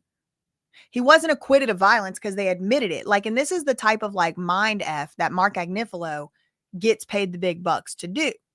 He was maybe acquitted of RICO. He wasn't acquitted of violence. And in fact, and indeed, Mark Agnifilo said, and I quote, "We own the violence. We own it." Had Diddy had been charged with domestic violence, he would have pled guilty because he did it, and it's serious and it's bad. And now here Mark Agnifilo is saying he was acquitted of violence, but you admitted he was violent. He wasn't acquitted of violence. That wasn't a charge. Then Diddy raised his hand, y'all. He raised his hand. He's trying to talk to the judge, like Lima Yaremovich status was trying to do one time. He wants to talk to you, Your Honor. Let me just check what he wants to say, because this is not, no. You can't speak to the judge after you've been pleading the fifth the whole trial. This isn't a moment for testimony from the defendant. That's why you have a lawyer. He wants to say something. He wants to beg or try to hypnotize the judge or convince him of something. The judge said, "Okay, Mr. Agnifilo, why don't you check and see what your client wants to say? And then I'll check with Miss Comey while you're checking on that." And to me, it looked like obviously the judge is not going to let Diddy talk. I'd never have seen that. However, when the judge read in open court that Diddy was going to be denied bail, people gasped and Diddy's jaw hit the freaking floor. He was like, it was like, bail denied. And he went, like, he was fully convinced he was walking out of that court. I thought he was going to go do a press conference. The first time of the whole case, the lawyers did a press conference. Well, in a while. They did one before, but they all came out holding hands. Diddy thought he was going to be out there cheering and giving speeches. He was shocked, from what I could tell. Surprised and shocked that he did not get bail. Was I surprised and shocked? No, absolutely not. No. And in fact, and indeed, the one of those freaks that was screaming no at me at one point during the judge reading this turned around and looked at me, and I'm just like inevitably like nodding my head like I said or tried to say. He wants to talk to you. That was never going to happen. Okay, then he lets Comey start talking. Maureen Comey said, "No, Your Honor, you cannot let this freak out of jail. Absolutely not. This criminal is brazen." She said his brazenness is almost unmatched. To suggest it was self-defense what he did to Jane is insulting. He slapped her in the shoulder. He had substances in his NYC hotel room. Oh, in the shower. He slapped her 3 times in the shower hours after she had hit. That was not self-defense. That was not self-defense. And it is insulting for Mark Agnifilo to suggest such a preposterous notion of an idea. Agnifilo said, but Your Honor, we could craft conditions. What about an ankle bracelet? What about, a security, a team around his house or something? Would the court be open to us putting together a bail package? Hold on.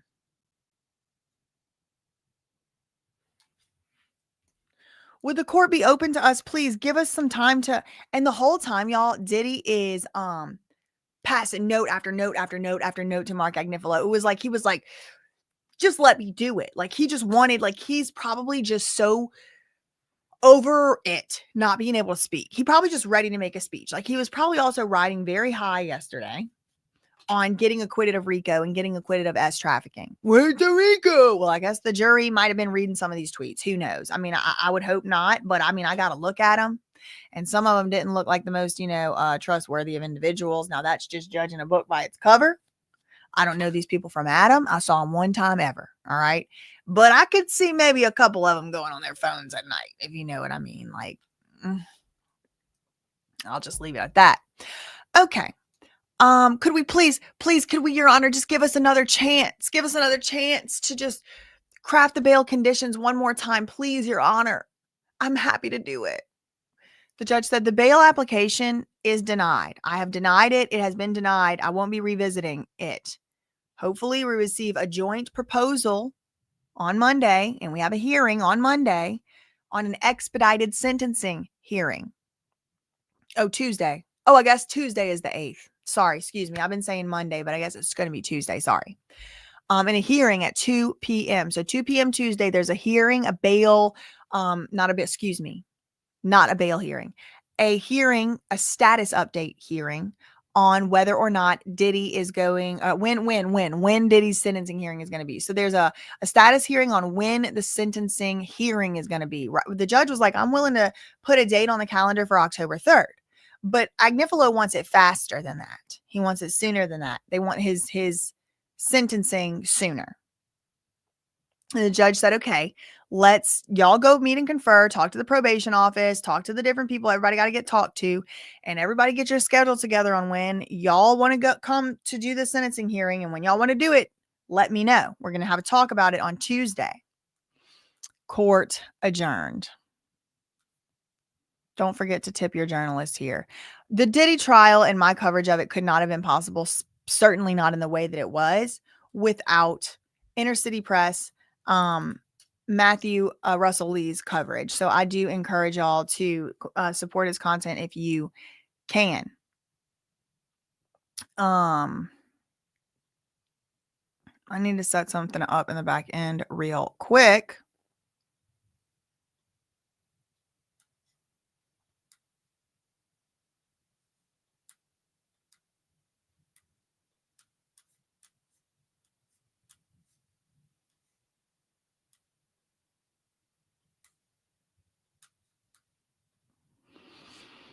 And then I will get to a little more of an analysis. Just give me another moment, please. Thank you.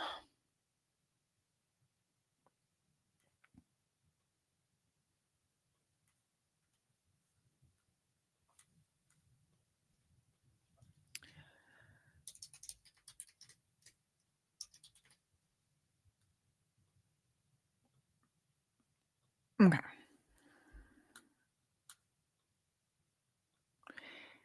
Thank you so much, Cousin Debbie's House, for the $4.99 super chat. Does this mean his co-conspirators now go free because of not guilty on RICO? I've enjoyed your yeah, there's, from what I can see, I mean, I don't see how they're going to charge like KK with a RICO conspiracy if Diddy wasn't the leader of the enterprise, was found not to be engaging in a RICO. And it does beg the question why KK wasn't brought forward. Thanks so much, Lady J, Northern Ireland, for the £2 super chat. Love you, BJ. Love you, Rabbit. Thank you so much for all you do. Oh, love you, Minute. Thank you so much. Thank you, Brandy R, for the $4.99 super chat. Hi, cousin from Cali. You're one of the only YouTubers that doesn't give me anxiety. Thank you so much for that $4.99. Thank you, Lindsay, 682 for the $4.99. I'm going to miss your daily live coverage. We've laughed, we've gasped, we've cried, we've sighed together. Thank you. Slay on. They hate you because they ain't you. Want to be me so bad, but they failing. Step to the plate, though. I'll take a challenger. I ain't scared of no low-life scavenger. Anyway, thank you for that $4.99. Thank you, Tally, for the £9.99. There's a phrase for this lot on the attack. The useful idiots. They can't see it. The hive mind is strong with the weak. Yes, it is. It is. It is.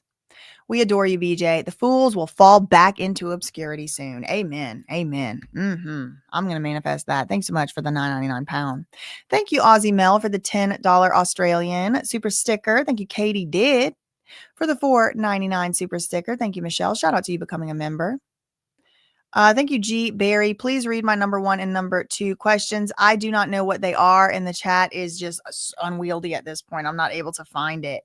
Sorry about that. Thank you for the $10 super chat, though. Thank you so much. Thanks so much, Sugar Cane Siren Julie, for the $4.99. I keep wondering if Diddy will be pulled into the Tupac unalive case. Me too, but I am a little feeling like, maybe Diddy's just never going to face justice, really true justice. And maybe, what is justice? Maybe this was justice, this whole embarrassing and stressful trial and the few years he gets. I don't know. It's one of the questions on my mind and why I've refrained too much from doing a full thoughts and recap of my feelings or whatever on the trial, because I am kind of still just thinking about it and I'm not really sure exactly that I'm settled or even comfortably settling into an opinion. It's all just kind of up in the air right now for me, just back and forth, and I'm trying to think it through. But I mean, it would look, I'll be covering it for sure. I think I'm going to be covering it anyway, but oh man, if we get some indication that Diddy had something to do with it, can you imagine? Oh my God, out of the frying pan and into the fire. Thanks so much for that $4.99 super chat. I hope he ends up being put on trial for that. That would be poetic justice. I see what you did there. Thank you for the $4.99 super chat. Thank you, Mama Hen, for the $1.99. They're just jealous of you. Could be, but I rebuke. It's a return to sender bit. Thanks so much, Aussie Mel, for the $10 Australian super sticker. Thank you, Atlas Elite Entertainment LLC, for the $2. Beautiful. That surprise witness. You're amazing. Thank you so much. Thank you so much. Thank you, The River, for the $4.99. Love you, Queen. He should rot, though. It's what he deserves. Love and light. Listen, the judge is that's up to the judge. That's up to the judge to decide, and I'll be covering the hearing for sure. Thank you for the $4.99 super chat. And thank you so much, Donna, for your continuous generous support of the channel. Donna Burke, thanks so much for the $49.99 super chat. BJ, glad you are home. Thank you for the exceptional coverage from your favorite Irish cousin. A shout out to the Irish cousins. Clear, cancel, release. Yup. Goodbye. Back to you. Back to you. Take that nasty shit back to you. He is a narcissist. He is not going to see the loss in this. And here's the thing, y'all. Here is another thing. There's a lot of things, but here's one thing. The fact that Diddy's defense so openly just denied that he did anything wrong other than beat the hell out of people. The fact that Diddy's defense owned the domestic violence. The fact that Diddy's defense, Mark Agnifilo, continuously referred to this as just prostitution charges or just Mann Act violations, when the prosecutors are like, excuse me, this is very serious. This is a crime of violence for freaking one. It shows that Diddy's not remorseful and not taking seriously the charges that he has been convicted on. And that is something that the judge can and most likely will take into consideration when he sentences Diddy. Is he sorry? Does he see what he did wrong? Is he likely to commit this crime again as soon as he gets out? Has he suffered enough for the crimes that he committed that he's going to ask himself when determining this bail? And the government is going to argue Diddy ain't sorry. He continues to say these crimes aren't that serious compared to the other charges. He should just walk out the front door. It demonstrates he doesn't realize or understand how serious these criminal charges, these convictions, he's a criminal. The government was saying, he's showing that he just disregards how serious. The judge said it too. He has a propensity for violence and a disregard for the law. This has been shown.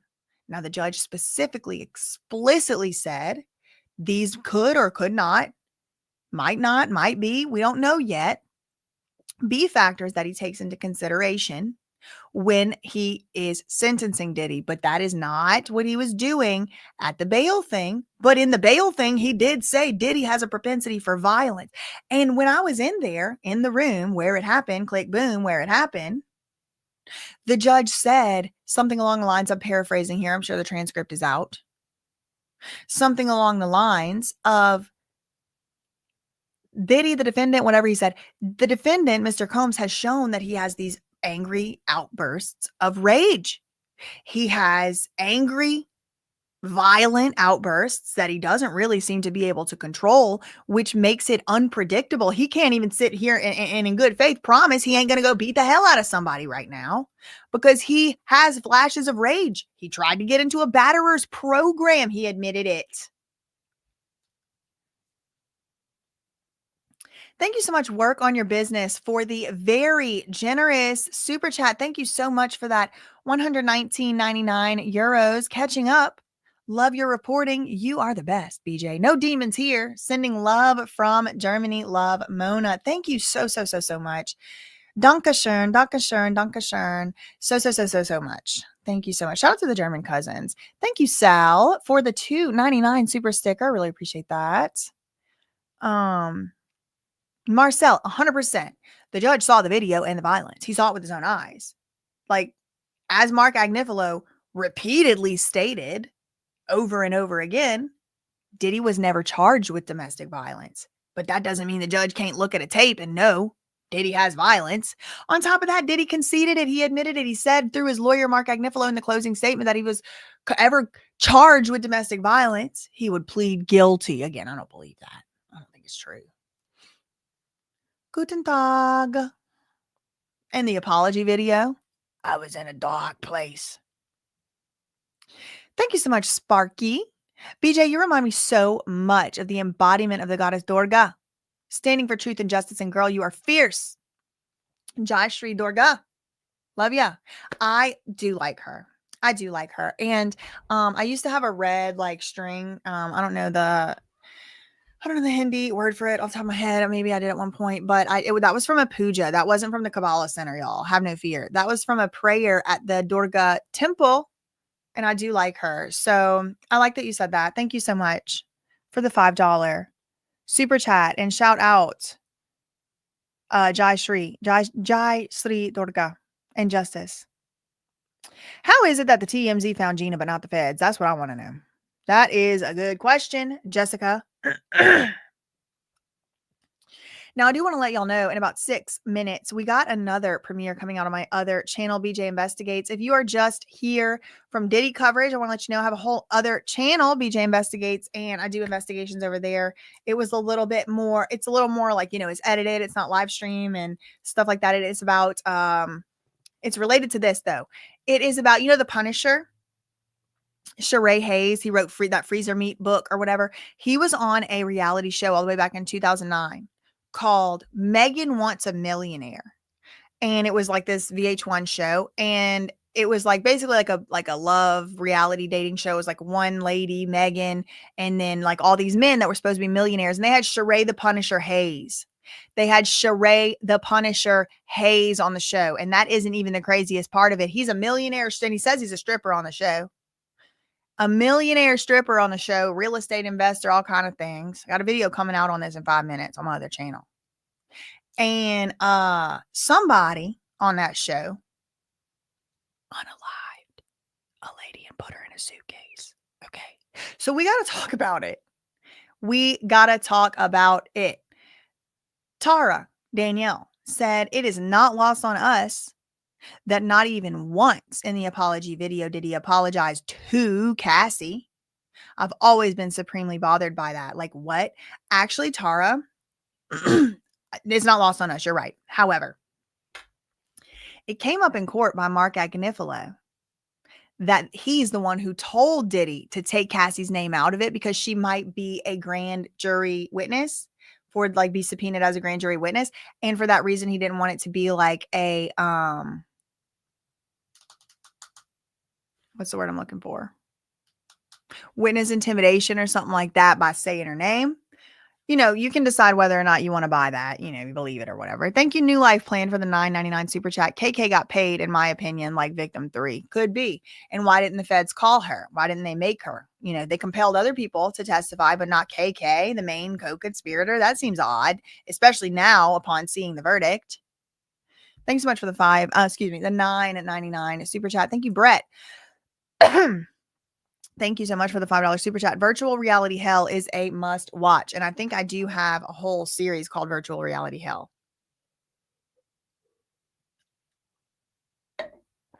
Thank you so much for that $5 super chat. Brett Grace, you have been around for a while. I've been around for a while. And the $600,000 salary doesn't even bother me that much because, I mean, he had that woman working. But why wasn't she called to the stand? Brittany said, I don't think they wanted to have to give KK immunity. I totally do agree. I think that is why they didn't call her. But now, you know, looking at this, it's like, could it have helped? Could it have helped the government to make this RICO case? We'll never know. All we can do is speculate. And I'm sure some of them are speculating too. There's also conspiracy theories far and wide, which could be true. I don't know. Great point, Marcel. I want to get to that point in a moment.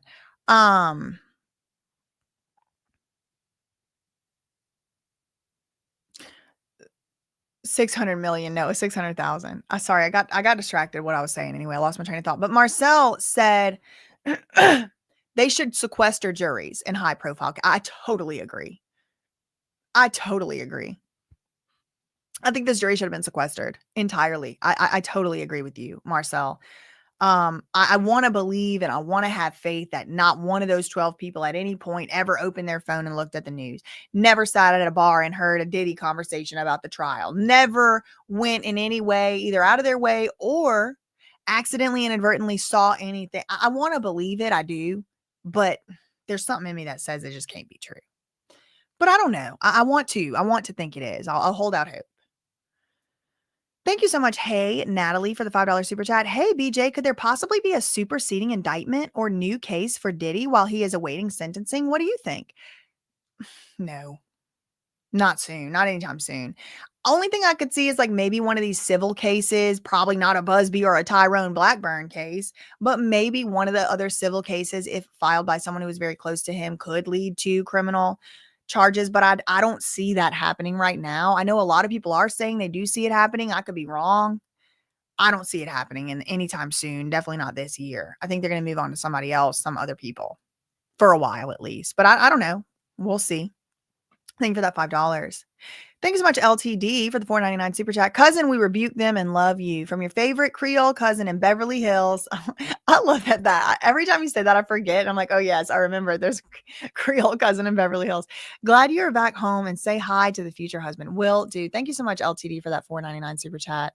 Thank you, Lindsay, for another super chat. This time $4.99. I think Gina is either still obsessed with Diddy and called TMZ, or someone from Diddy's team reached out to TMZ and paid her and set it all up. It definitely seems like, I mean, what, they just have a random TMZ camera out in the parking lot of the Whole Foods in Las Vegas? I don't think so.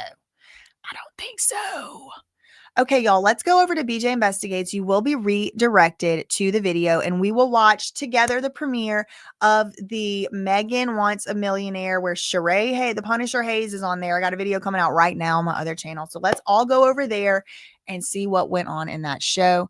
In the meantime, facts ain't defamation and neither are opinions, girl. I love you, BK. Bye.